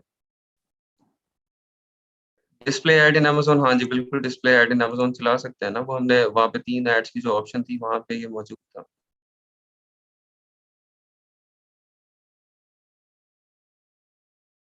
अच्छा एफबीए होलसेल नाम सुन के तो ये लगता है कि भई हम होलसेल में चीज़ें सेल करेंगे अमेज़न के ऊपर। हम पहले एक-एक प्रोडक्ट सेल कर रहे थे, अब हम 10-10, 15-15, 20-20 करेंगे, ऐसा नहीं है। इसके अंदर आप होलसेल में चीज़ें परचेज़ करते हैं, ठीक है? होलसेल में चीज़ें परचेज़ करते हैं। प्राइवेट लेबल में तो हम बल्क में चीज़ें परचेज़ करके अपना ब्रांड बनाते हैं ना। यहाँ होलसेल में हम बल्क क्वांटिटी में ब्रांडेड प्रोडक्ट्स को परचेज़ करते हैं, ठीक है? जैसे आप समझ लें कि भई आपने प्राइवेट लेबल में तो आपने अपना हेड एंड शोल्डर्स का ब्रांड बना लिया था, ठीक है? हेड एंड शोल्डर आपका अपना था। आपने खुद चाइना से पैकिंग करवाई, शैम्पू बनवाया और उसको आपने अमेज़न पे बेचना शुरू कर दिया। यहाँ पे आप क्या कर रहे हैं कि ओरिजिनल जो है आप गार्नियर या हेड एंड शोल्डर्स या और क्या है ये शैम्पू वाले जो भी हैं, आपने उनको रीच आउट किया और उनसे कहा कि हम आपकी प्रोडक्ट्स जो हैं वो सेल करना चाहते हैं ऑनलाइन स्टोर्स के ऊपर, वेबसाइट्स के ऊपर आप हमें अपना स्टॉक दें और आपने बल्क क्वांटिटी में उनसे स्टॉक परचेज़ किया। 100, 200, 250 यूनिट्स आपने उनसे परचेज़ किए और वो परचेज़ करने के बाद वो आपने अमेज़न के वेयरहाउस में भेज दिए और उसकी लिस्टिंग ऑलरेडी चल रही थी अमेज़न पर वो ऑलरेडी सेल हो रही थी, आपने पहले सेल्स चेक कर ली, उसका डाटा चेक कर लिया, उसकी लिस्टिंग ऑलरेडी अवेलेबल थी, आपने वो सारा स्टॉक परचेज करके अमेज़न के वेयरहाउस में भेज दिया और उसको लिंक कर दिया उस लिस्टिंग के साथ जो कि ऑलरेडी चल रही है उस प्रोडक्ट की, ठीक है? और ऑलरेडी जहाँ पे उसकी सेल हो रही है, तो वहां से आपके अकाउंट से उस चीज की सेल स्टार्ट हो जाएगी, उस ब्रांड की जो कि आपने होलसेल क्वांटिटी में परचेज किया, ठीक है? Buying bulk products directly from the brand manufacturer, distributor, wholesaler at discount, resell the products on Amazon for retail price, or products purchasing directly from brand or from authorized dealers only. ये एक differentiator है wholesale और private label, ठीक है? यहाँ से आप लोग जो होलसेल का पहले कॉन्सेप्ट है उसको क्लियर कर लें। अब आगे वाले क्वेश्चन नहीं आप लोग पूछे मेरे से, मुझे सिर्फ ये बताएं कि आपको होलसेल और प्राइवेट लेबल में फर्क समझ आ गया है या नहीं आया?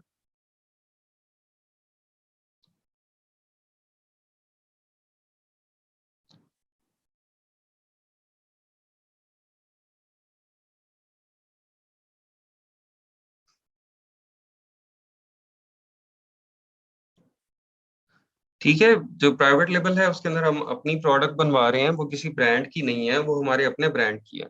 लेकिन होलसेल के अंदर जो फेमस ब्रांड्स हैं, जो बड़े ब्रांड्स हैं, जॉनसन एंड जॉनसन है, जो उसका रैकेट गीजर है, या कॉन्ग टॉयज हैं, ठीक है, या आपके क्या है भाई, यूके यूएस के जो बड़े बड़े ब्रांड है, हम उन ब्रांड से रब्ता करते हैं, हम उन्हें कहते हैं कि आप हमें एडिडास, नाइकी, ठीक है, जो भी है, उनसे हम कहते हैं कि आप अपनी जो प्रोडक्ट्स हैं वो आप हमें दे दें, बल्क क्वांटिटी में हम आपसे लेंगे, आप हमें अच्छे रेट दे दें, ताकि हम आपसे लेके आगे रिटेल में अमेज़न पे सेल कर सकें और अपना थोड़ा-सा मार्जिन बीच में से 10-15% का निकाल लें, ठीक है? तो ये बेसिक फ़र्क है होलसेल का और प्राइवेट लेवल का।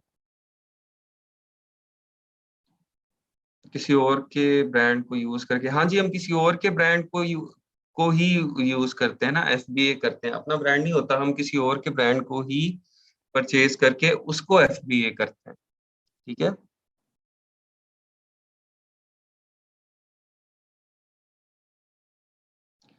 अच्छा, इसके अंदर आपका क्वेश्चन है ना, उसका मैं एक थोड़ा-सा इससे इससे पीछे जो क्वेश्चन होना चाहिए था, मैं उसका जवाब देता हूँ।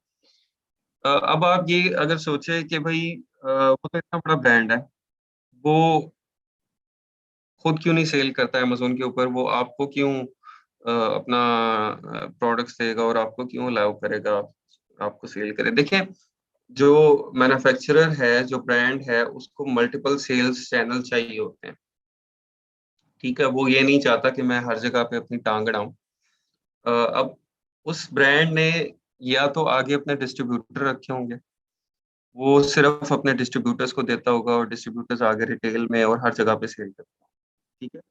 डिस्ट्रीब्यूटर्स भी आगे बल्क में ही सेल करते हैं, वो रिटेल में नहीं सेल करते। डिस्ट्रीब्यूटर्स आगे होलसेलर को देते हैं, होलसेलर आगे रिटेलर को देता है, रिटेलर आगे फिर जो है वो उसको कस्टमर को देता है। ठीक है? ये तो हो गया एक बड़े ब्रांड की सप्लाई चेन।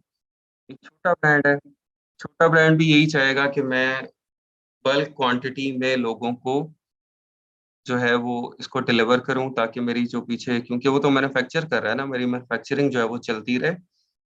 मेरी फैक्ट्री बंद ना हो, उसके अंदर काम चलता रहे, मैन्युफैक्चरिंग होती रहे और लोग मेरे से बल्क क्वांटिटी में बाय करें। अब वो होलसेलर भी होते हैं या उसकी अपनी कोशिश होती है छोटे ब्रांड की भी कि मेरे डिस्ट्रीब्यूटर्स बन जाएँ।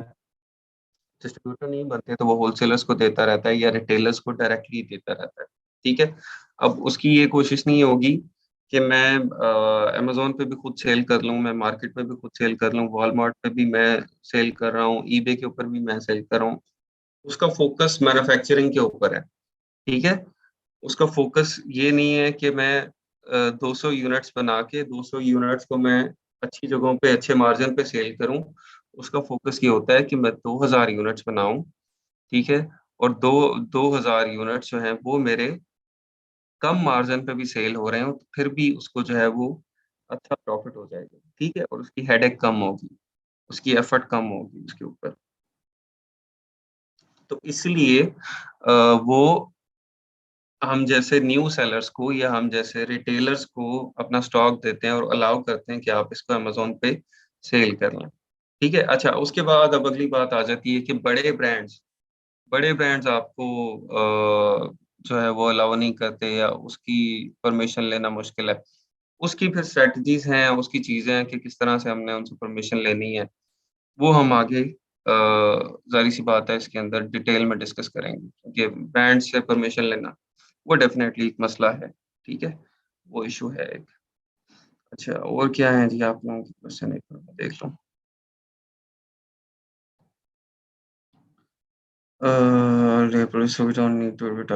प्रोडक्ट, हाँ जी, अभी ये प्रोडक्ट में आपको बिल्कुल पीपीसी करने की, एडवर्टाइजमेंट की या किसी भी चीज की आपको लिस्टिंग पे पैसे लगाने की जरूरत नहीं है। उसकी लिस्टिंग ऑलरेडी सेल हो रही है, आपने भी उसी लिस्टिंग में जाके ऐड ऑन हो जाना है। ठीक है, उसमें यहाँ पे मैं अभी आपको दिखा देता हूँ किस तरह से वो हो रही है, और आपने ऐड ऑन हो जाना है और आपने भी उसको सेल करना स्टार्ट कर देना। हाँ जी, ये हर ब्रांड की, डिस्ट्रीब्यूटर्स की डिफरेंट कंडीशंस होती हैं। कुछ आपको रिटर्न कर देंगे उसी तरह, कुछ कहेंगे मैं 20% डिडक्ट करूंगा, 30% डिडक्ट करूंगा, 10%। ये हर डिस्ट्रीब्यूटर की अपनी कंडीशन होती है, जो कि हम परचेज करने से पहले उससे बात कर लेते हैं कि अगर आपके पास रिटर्न आती है तो आप किन कंडीशंस पे इसको रिटर्न करेंगे। ब्रांडेड प्रोडक्ट्स की सेल प्राइस आप चेंज कर सकते हैं अगर उसने फिक्स नहीं की हुई। ठीक है, अगर उसने फिक्स नहीं की हुई तो आप उसकी सेल प्राइस को अपनी मर्जी से ऊपर नीचे कर सकते हैं। आप बिलो योर परचेज भी सेल कर सकते हैं या उसके अंदर बहुत हाई मार्जिन रख के भी सेल कर सकते हैं, अगर उसके ऊपर मैप पॉलिसी नहीं है। मैप पॉलिसी एक होती है minimum advertising price. Minimum advertising price अगर ब्रांड ने नहीं लगाई, फॉर एग्जांपल अगर $35 का ब्रांड कहता है कि मुझे $35 की ये चीज आप मार्केट में $35 से ऊपर या नीचे नहीं सेल कर सकते, आपको $35 की ही इसको सेल करना है। ठीक है, तो फिर आप प्राइस इंक्रीज नहीं कर सकते। $35 अगर ब्रांड ने कहा है और आपको $35 से ऊपर की परमिशन नहीं है तो आप उसी में सेल करें। ठीक है, लेकिन वो कुछ प्रोडक्ट्स में होता है, हर प्रोडक्ट में वो नहीं होता।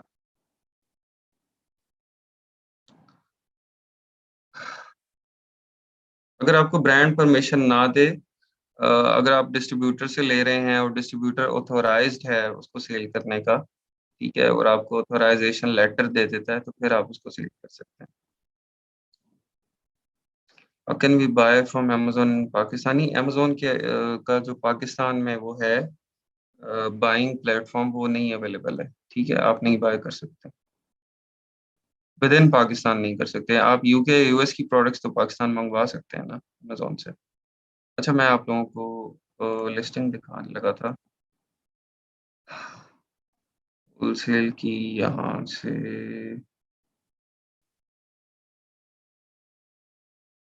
ये होगा टॉय।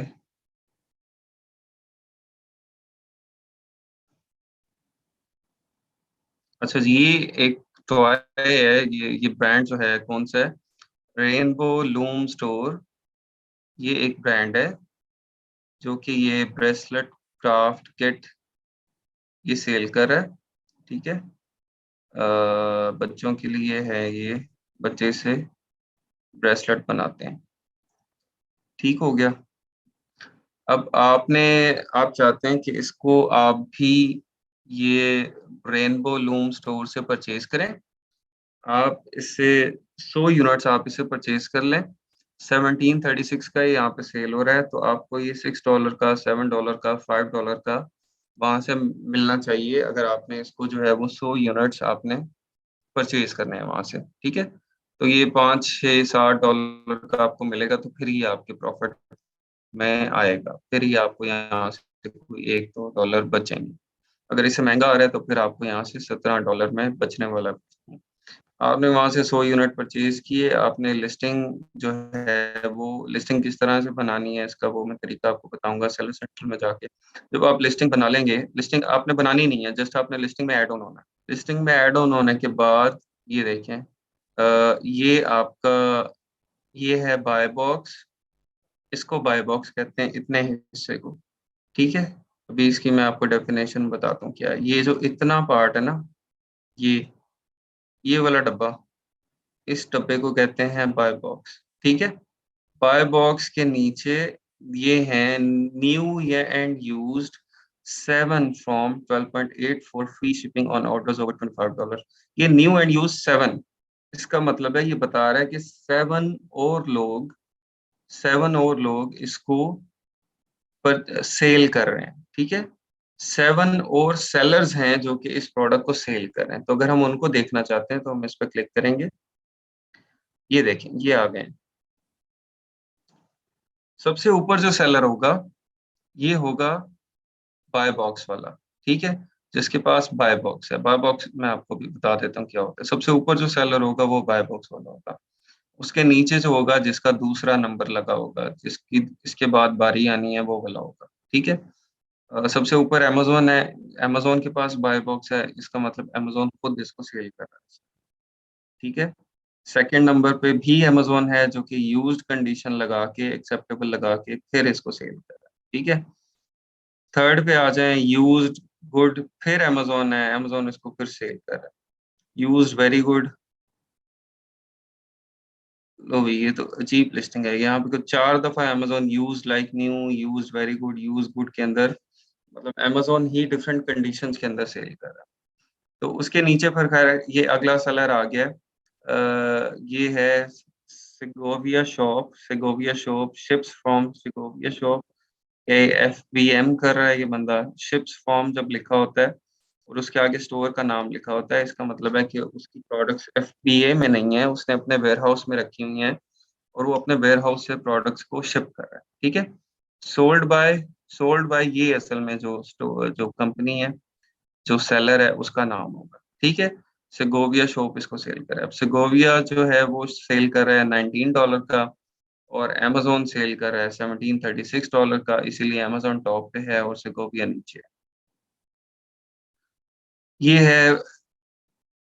अच्छा, अब ये जो बाय बॉक्स है ना, यहाँ पे शिप्स फ्रॉम और सोल्ड बाय ये बेसिकली चेंज होता रहता है। जो सेलर्स हैं आपस में, यहाँ पे जितने सेलर्स होते हैं, मैं आपको एक और एग्जांपल देता हूँ। ये इतनी अच्छी एग्जांपल नहीं है क्योंकि इसमें अमेज़न इतनी दफा आया होगा। मैं आपको उससे बेहतर एग्जांपल,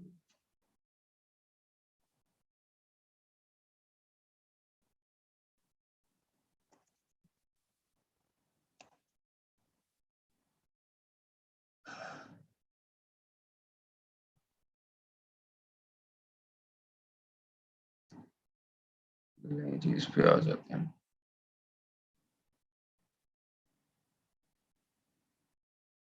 चलें, ये कॉन्ग स्टोर, कॉन्ग एक ब्रांड है। ठीक है, उसके हम टॉयज पे आ गए। यहाँ पे हम सेलर्स में आते हैं।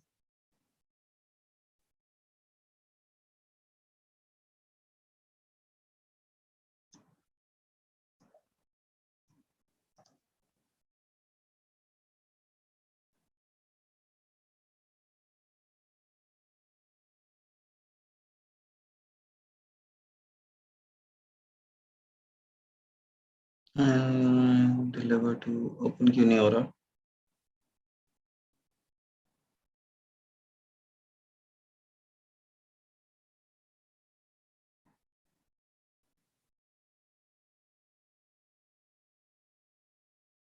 कोई और ओपन कर लेते हैं।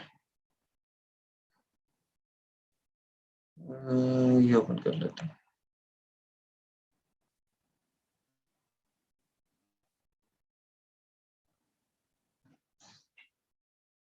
अच्छा, जिस भी लिस्टिंग में आपको यहाँ पे साइड पे सेलर्स नजर आ जाएंगे ना, ज्यादा 3-4 सेलर हैं, न्यू एंड यूज 7 यहाँ पे लिखा होगा। यहाँ पे 7 है सेलर्स, 5 हैं, 4 हैं, तो वो आप वहां से देख के आपको पता चल जाएगा कि जो प्रोडक्ट है ये होलसेल की प्रोडक्ट है। ठीक है, मतलब इसको आप होलसेल कर सकते हैं। आप इसको बल्क में परचेज कर सकते हैं ब्रांड से या डिस्ट्रीब्यूटर से, और आप भी इस प्रोडक्ट को सेल कर सकते हैं क्योंकि ऑलरेडी 6-7 लोग उसको सेल कर रहे हैं।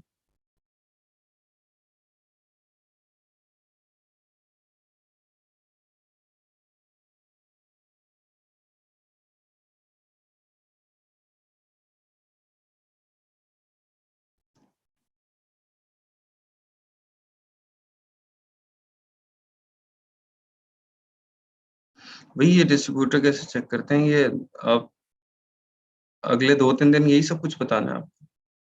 आप बिल्कुल परेशान ना हो इस पे।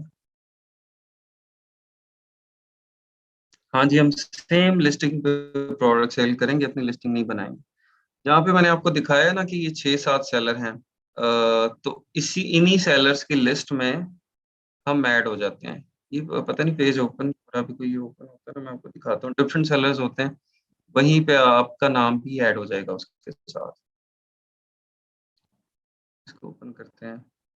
ये देखे ना, ये मुझे हीलियम यहाँ पे बता रहा है कि इस प्रोडक्ट में 8 सेलर्स हैं, ठीक है? सेलर्स 8 हैं और इस प्रोडक्ट में 5 सेलर्स हैं, इसमें 8 सेलर्स हैं, इसमें 2 सेलर्स हैं, ठीक है? ये हीलियम 10 की एक्सटेंशन ये मुझे बता रही है, जो मैंने वो इंस्टॉल की है।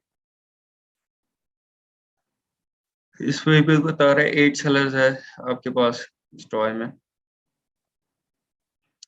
मेरा शायद नेट अभी कुछ स्लो हुआ है। आप लोगों को आवाज़ ठीक आ रही?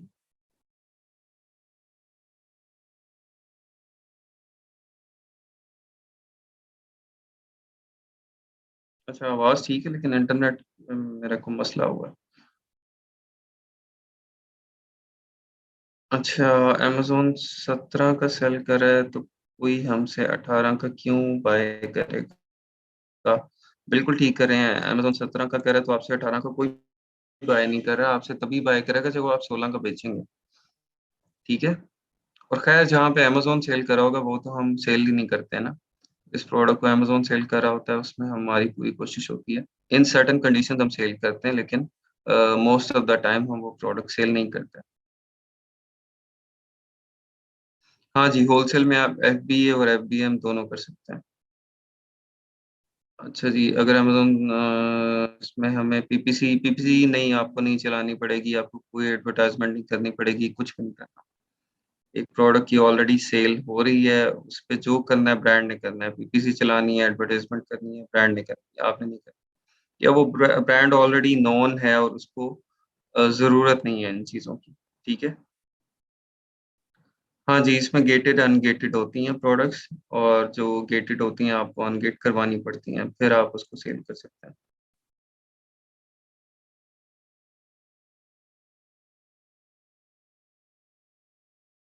व्हिच इज़ बेस्ट, पीएल और होलसेल? ये बड़ा क्वेश्चन करते हैं सब। दोनों ही बेस्ट हैं जी, जिसके अंदर आप मेहनत कर सकते हैं। जहाँ पे आप मेहनत करेंगे, दुनिया के किसी काम में आप मेहनत करेंगे, आपको वहाँ से कुछ ना कुछ मिल जाएगा, ठीक है? होलसेल का मॉडल जो है वो असल में थोड़ा-सा लेस रिस्की है एज़ कम्पेयर टू पीएल, लेकिन कुछ कंडीशंस में ये भी बहुत ज़्यादा रिस्की बन जाता है। अगर आप एक्सपीरियंस्ड नहीं हैं, अगर आपके पास नॉलेज नहीं है ना पूरा, तो मैं कहूँगा ये भी बहुत ज़्यादा रिस्की बन जाता है, ठीक है? तो इसको बिल्कुल ईज़ी लेके नहीं स्टार्ट करना जिसने भी करना है, ठीक है? कि भई इसके अंदर रिस्क नहीं है, इसके अंदर तो मसला कोई नहीं है, इसके अंदर हमारे पैसे डूब नहीं सकते। इसके अंदर जब डूबने पे आते हैं, तो वो प्राइवेट लेवल से भी ये आगे निकल जाता है, ठीक है? तो इसको रिस्क फ्री बिज़नेस मॉडल आप बिल्कुल नहीं कह सकते हैं। इसमें रिस्क कहाँ-कहाँ पे आते हैं, वो मैं आपको बताऊँगा। लेकिन अगर आप सही तरीके से चल रहे हैं, होलसेल को लेके चल रहे हैं, तो फिर ये पीएल से डेफ़िनेटली इसमें रिस्क कम है। क्योंकि प्राइवेट लेबल में तो आप जब 2-3 हज़ार आपने यूनिट्स परचेज़ कर लिए, वो आपने अमेज़न के वेयरहाउस में भेज दिए, तो वो 2-3 हज़ार यूनिट्स का तो इश्यू नहीं है। वो तो देखिए आपने इम्पोर्ट प्राइस पे लिए हैं और आप उसको इम्पोर्ट प्राइस पे ही उस कंट्री में कहीं पे भी सेल कर सकते हैं, ठीक है? इम्पोर्ट आप जो भी चीज़ करते हैं और अगर अच्छे रेट के ऊपर करते हैं, तो वो आपकी लॉस में बिकती नहीं है, ठीक है? वो डेफ़िनेटली एक यूज़ की चीज़ है और वो अमेज़न पे सेल नहीं होगी, तो वो लोकल मार्केट में हो जाएगी या ईबे पे हो जाएगी, कहीं भी हो जाएगी। आपसे कोई भी जो होलसेलर है वो परचेज़ कर लेगा, वो आपकी निकल निकल जाएगी। लेकिन मसला कहाँ पे आता है, रिस्क कहाँ पे आता है? रिस्क आता है, जो कि आप उस प्रोडक्ट को सेल करने के लिए उसकी एडवर्टाइज़मेंट के ऊपर कोई 4-5 हज़ार डॉलर लगा चुके होते हैं, ठीक है? वो आपके स्टेक पे होते हैं।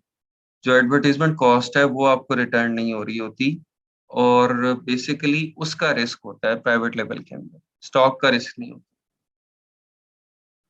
होलसेल में क्या है कि होलसेल में आपने एडवर्टाइजमेंट करनी नहीं है, ना हमने पीपीसी चलानी है, ना इन्फ्लुएंसर मार्केटिंग करनी है, ना आपने कोई डील बनानी है, ना कोई कैंपेन बनानी है, तो खर्चा उस चीज का है ही नहीं।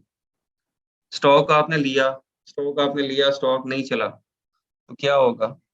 या तो आप उस स्टॉक को उसी सप्लायर को वापस कर देंगे, ठीक है, या आप किसी और सप्लायर को दे देंगे, किसी और होलसेलर को दे देंगे, या वही सप्लायर वापस ले लेता है। अच्छा सप्लायर हो तो आपसे कम डिडक्शन करेगा, कोई बुरा सप्लायर होगा वो कहेगा मैं 20% आपको लेस पे करूंगा, 25% लेस पे करूंगा, ठीक है, 30% आपकी डिडक्शन करूंगा। तो फिर भी आपका जो है वो बाकी आपके पूरा नुकसान नहीं होता है।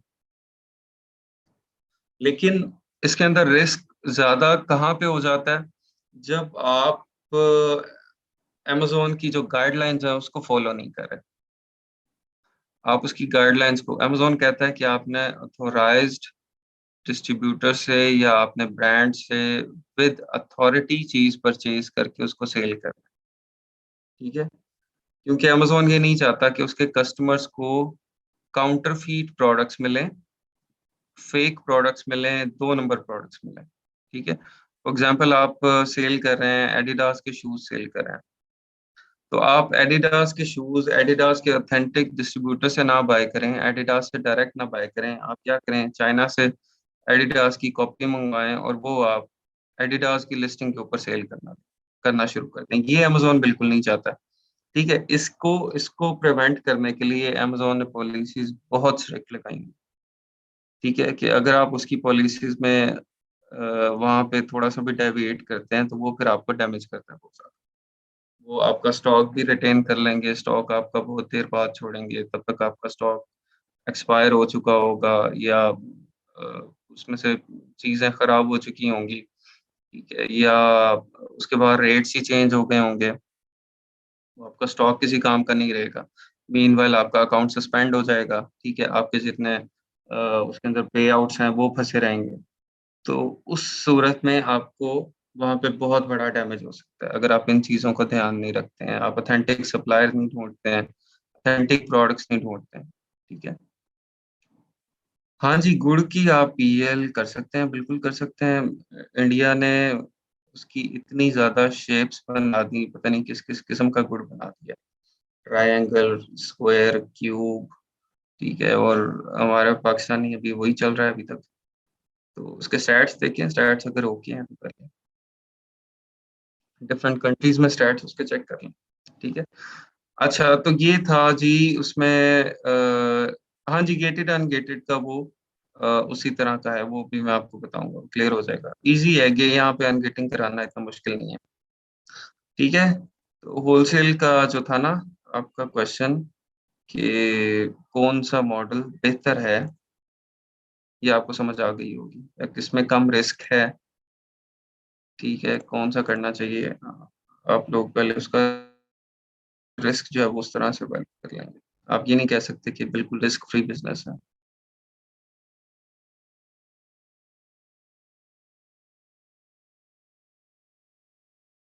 आपके food quality authentication private label के लिए बात करें या इसके होलसेल के लिए?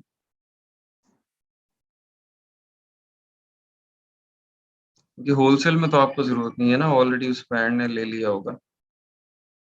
होलसेल में तो जरूरत नहीं है, क्योंकि अब ये ब्रांड है ना, देखिए ये ब्रांड जो है वो पीनट बटर अगर ये सेल कर रहा है तो इसके पास सारी ऑथेंटिकेशंस हैं, आपको एफडीए की अप्रूवल भी है और सारी अप्रूवल्स हैं, आपको लेने की जरूरत नहीं है। आपने जस्ट उस ब्रांड से डायरेक्टली परचेज कर लिया है। और यहाँ पे इसकी देख सकते हैं, शायद यहाँ पे उन्होंने दिया हो अप्रूवल्स वगैरह का कुछ,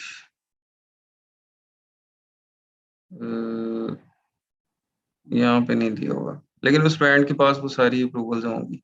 तो आपने नहीं लेनी, आप तो उस ब्रांड की ही चीज परचेज सेल कर रहे हैं ना, ठीक है। लेकिन प्राइवेट लेबल में अगर कोई फूड रिलेटेड आइटम आप सेल कर रहे हैं तो फिर आपको डेफिनेटली वो अप्रूवल्स लेनी पड़ेंगी, आपको एफडीए से लेनी पड़ेंगी, या वो सर्टिफिकेशन सारी वो अमेजोन आपका चेक करेगा तो फिर आपको लिस्टिंग अलाउ करेगा। हाँ जी, होलसेल में प्रॉफिट मार्जिन कंपैरेटिवली कम होता है as compare to private label. Private label में अगर हम लेकिन अगर आप नेट प्रॉफिट की तरफ आएँगे ना, तो तकरीबन सेम बन जाता है, लेकिन प्राइवेट लेबल का प्रॉफिट इंक्रीज़ होता है with the passage of time, ठीक है? उसमें आप इनिशियली स्टार्ट करते हैं ज़ीरो से या नेगेटिव से, और नेगेटिव से आप आगे जाते 6 महीने, 8 महीने, 1 साल बाद आप +25% +30% के ऊपर, +20% के ऊपर पहुँच जाते हैं। लेकिन होलसेल में आप 10-15% के ऊपर हैं, तो आप वो 15% के ऊपर या 20% के ऊपर, 10% के ऊपर वहीं पे कंसिस्टेंटली चल रहे होते हैं, ठीक है? और एक ऑटोमेशन है जो कि आपकी प्राइवेट लेबल में कुछ हद तक आ जाती है, फुली ऑटोमेटेड बिज़नेस नहीं है वो भी, लेकिन होलसेल में आपकी ऑटोमेशन आना वो बहुत मुश्किल होता है, ठीक है? कंटिन्यूअसली सप्लायर्स के साथ कॉन्टैक्ट कर रहे हैं और कंटिन्यूअसली आप जो है वो सारी देख रहे हैं चीज़ें, तो वो उसमें ऑटोमेशन बहुत मुश्किल होती है।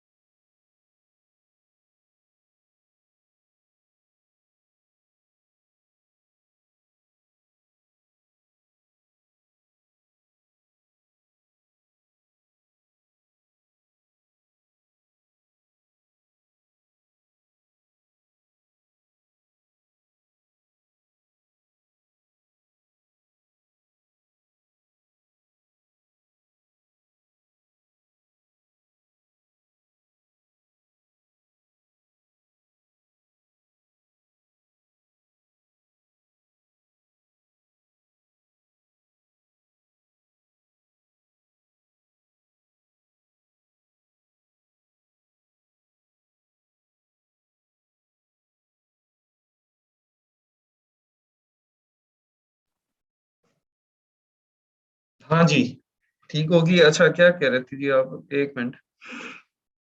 अ, अमेज़न, हाँ जी, आप रिकॉग्नाइज़ कर सकते हैं। मैंने आपको बताया ना, नंबर ऑफ सेलर्स आप देख लेंगे, जहाँ पे आपको 2, 3, 4 सेलर से ज़्यादा नज़र आ रहे हैं, वो होलसेल की प्रोडक्ट्स हैं। अमेज़न लाहौर में नहीं करता भी, आपको जो जिस कंट्री में आप भेज रहे हैं, उस कंट्री की आपको वहाँ से अप्रूवल्स लेनी पड़ती हैं, और अमेज़न आपके जस्ट उस कंट्री के, जिस तरह एफडीए है, एफडीए आपकी यूएस के अंदर फूड जो रिलेटेड जो हैं सर्टिफिकेशंस वो करता है, या 1-2 और उसकी स्टेट स्पेसिफिक भी हो सकती हैं, जहाँ पे आपका ब्रांड ओपन है, आपने बनाया है, तो वो अमेज़न आपसे वो सर्टिफिकेट माँगेगा, ठीक है? अमेज़न इटसेल्फ कोई सर्टिफिकेशन नहीं करेगा। ऑटोमेशन मतलब कि आपको कितनी एफर्ट करनी पड़ रही है बिज़नेस चलाने के लिए। हाँ जी, क्विक मेथड है, आप अभी अपनी लिस्टिंग करके आज के दिन ही स्टॉक परचेज़ करके आज के दिन ही आपकी पहली सेल हो सकती है, ठीक है? अगर आपका अकाउंट एक्टिव है तो। क्विक मेथड है। पीएल के अंदर आपको पहली सेल लेने के लिए को 3-4 महीने लग जाते हैं, लेकिन आप 1 दिन में ही इसमें, या 2 दिन के अंदर पहली सेल आपकी वो हो सकती है। पर 1-2 दिन में तो नहीं पॉसिबल होगा, क्योंकि आप उससे परचेज़ करेंगे जब स्टॉक, तो वो अमेज़न के वेयरहाउस में जाएगा, वेयरहाउस में जाके लाइव होगा। लेकिन FBM, in the case of FBM आप 1-2 दिन में भी कर सकते हैं, अगर आपके आपके वेयरहाउस में स्टॉक पड़ा हुआ है।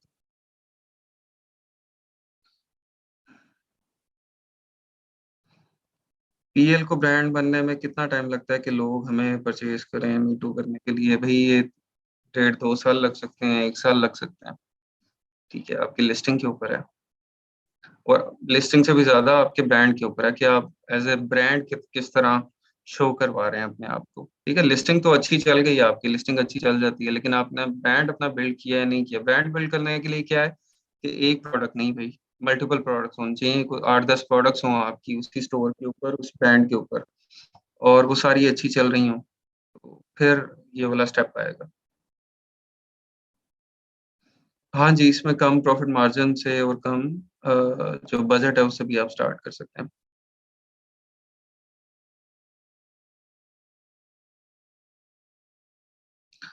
अच्छा, स्टोर क्यों नहीं बनाते अमेज़न पे? वो खुद भी तो अपनी प्रोडक्ट सेल कर सकते हैं। मैंने इसका जवाब दे दिया पहले। ब्रांड का फोकस है थाउज़ेंड्स ऑफ यूनिट्स को बेचना, कि वो 10-15 हज़ार यूनिट बेचे, ना कि 100 यूनिट अच्छे प्रॉफिट पे बेचे। ठीक है? बाकी कुछ ब्रांड्स डायरेक्टली सेल भी करते हैं अमेज़न के ऊपर। काफ़ी ब्रांड्स हैं जो आपको डायरेक्टली सेल करते हुए मिल जाएँगे। वो फिर ब्रांड जब डायरेक्टली सेल कर रहा होता है तो उसको फिर हम नहीं सेल कर सकते। हम कर सकते हैं लेकिन हम करते नहीं हैं।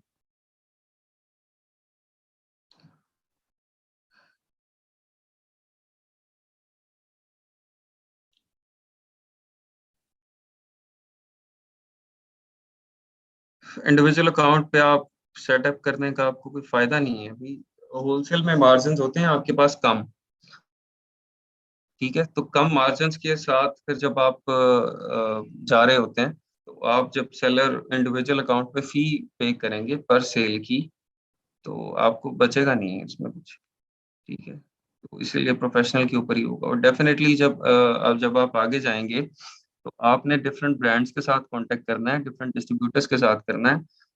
अब ब्रांड डिस्ट्रीब्यूटर के साथ आप कॉन्टैक्ट नहीं कर रहे, एक यूएस या यूके की कंपनी कॉन्टैक्ट कर रही होती है, ठीक है? वो हमज़ा को नहीं जानते, हमज़ा कौन है, ठीक है? उन्होंने हमज़ा से बात नहीं करनी है, उन्होंने हमज़ा एलएलसी से बात करनी है, ठीक है? या हमज़ा लिमिटेड कंपनी से बात करनी है। वो उसको जानते हैं और वो उसी को स्टॉक देते हैं और वो उस पे रिलाय करते हैं। वो किसी इंडिविजुअल पे नहीं करते, ना किसी इंडिविजुअल को स्टॉक देंगे, ना उससे बात करेंगे, ठीक है? वो बिज़नेस से बात करेंगे, उसके साथ ही डील करेंगे।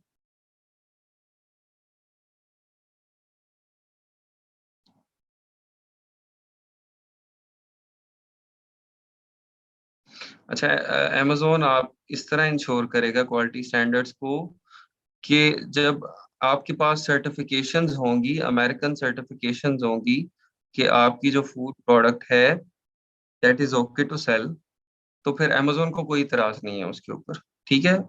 उसको सिर्फ़ जो सर्टिफ़िकेशंस की ज़रूरत है वो अमेरिकन सर्टिफ़िकेशंस है, ठीक है? अब अमेरिकन सर्टिफ़िकेशंस को आपके आगे आईएसओ स्टैंडर्ड्स की फ़िक्र हो सकती है। ठीक है, तो वो आपको अमेरिकन एफडीए या वो सर्टिफ़िकेशंस बताएँगे कि आपके पास ये स्टैंडर्ड्स होने चाहिए इन हाउस पाकिस्तान में। एफबीएम में पैकेजिंग वगैरह आपका जो जहाँ पे वेयर हाउस है, यार आप लोगों ने इतने सारे क्वेश्चन शुरू कर दिए, वो हमारा टॉपिक बीच में वहीं दफ़न हो गया बेचारा होलसेल का। हैं? आप लोगों ने यहाँ पे जो है ना उसको बंद करा के इधर रौला शुरू कर दिया। एफबीएम में पैकेजिंग का क्या होगा, वो आपका जो वो है वेयर हाउस जहाँ पे प्रेप सेंटर है आपका, वो पैकेजिंग वगैरह वो करेगा। प्रेप सेंटर मैं आपको एक्सप्लेन करूँगा आगे, अगर किसी को नहीं पता तो क्या होता है।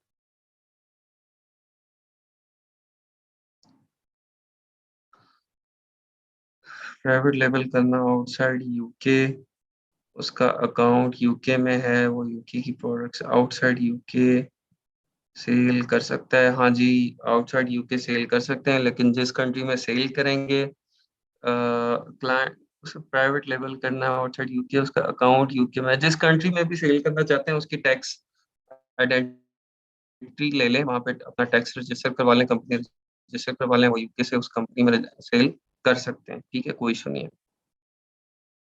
जी, $40 है सेलर अकाउंट। सेल करना चाह रहे हैं प्रोडक्ट्स, उसी कंट्री के ब्रांड होना चाहिए या हम डिफरेंट कंट्रीज़ के भी सेल कर सकते हैं? अच्छा, अगर दूसरी कंट्री का ब्रांड उस कंट्री में फेमस है और चलता है और उसकी सेल्स अच्छी आ रही हैं, तो आप दूसरी कंट्री का भी कर सकते हैं। ठीक है, अब अगर एक कंपनी यूके की है but it's famous in US और यूएस में लोग उसको यूज़ करते हैं, बाय करते हैं, तो फिर डेफ़िनेटली आप उसको यूएस के अंदर भी सेल करेंगे। वो तो उस ब्रांड पे डिपेंड करता है ना। अब पाकिस्तान में आपके यूके और यूएस के ब्रांड नहीं बिक रहे, हम यूज़ कर रहे हैं, तो सेल होते हैं। स्टैम्प पेपर भी लिखवाते होंगे? नहीं, स्टैम्प पेपर कोई नहीं लिखवाते भाई।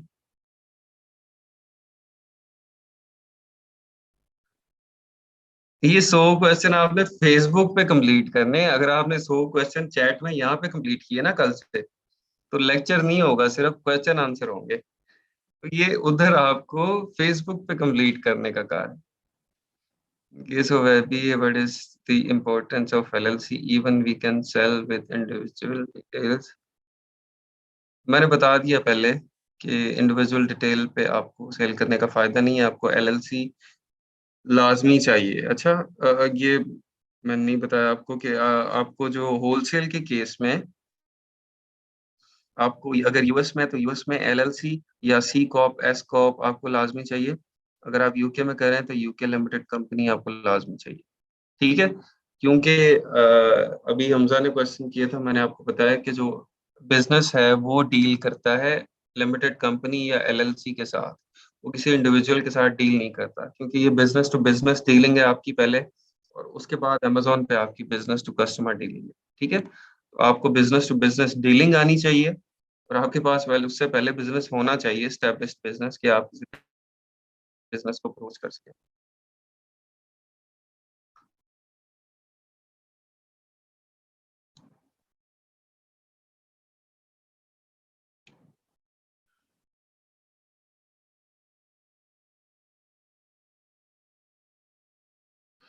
लिख लिया करें ना अपने पास, थोड़ी सी एक नोटबुक रखें, छोटी सी डायरी, 20 रुपए वाली ले लें, ठीक है?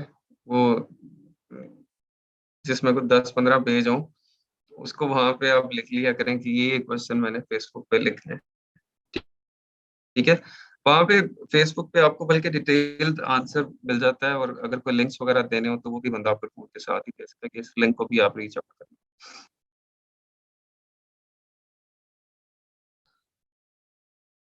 अच्छा जी, how to find product for wholesale, अगले इस पूरे हफ्ते में यही काम करने हैं हमने, ठीक है? उसके अंदर डिटेल में हम देखेंगे।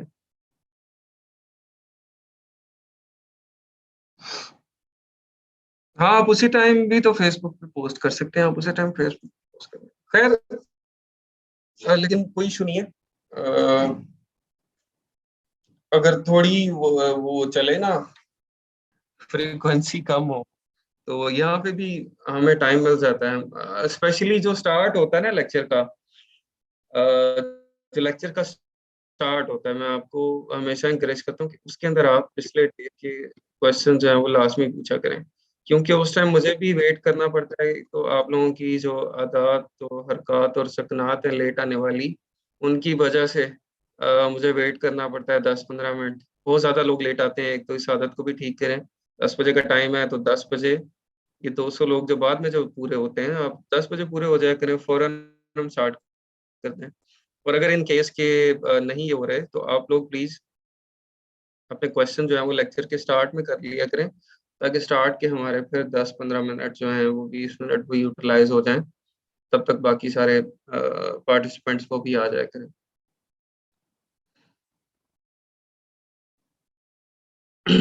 अच्छा जी,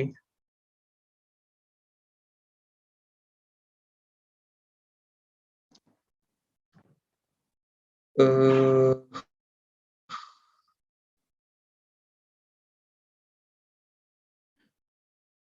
नहीं, ड्रॉप शिपिंग नहीं, शॉपिफाई, उसके बाद शॉपिफाई देखेंगे, ठीक है? ड्रॉप शिपिंग नहीं। चलें, ठीक है जी। आप लोग प्लीज इसको थोड़ा सा खुद एक्सप्लोर कर लें, होलसेल को, और इसको हम कल से फॉर्मली स्टार्ट कर लेंगे इंशाल्लाह। आप तो जस्ट आज आपको जस्ट एक इंफॉर्मेशन देना था होलसेल का, इंट्रोडक्शन के होती क्या है होलसेल, किस तरह से करते हैं। बाकी फॉर्मली इसको डिटेल में इंशाल्लाह कल हम देखेंगे, ठीक है? ओके जी, अल्लाह हाफिज़, अस्सलाम वालेकुम।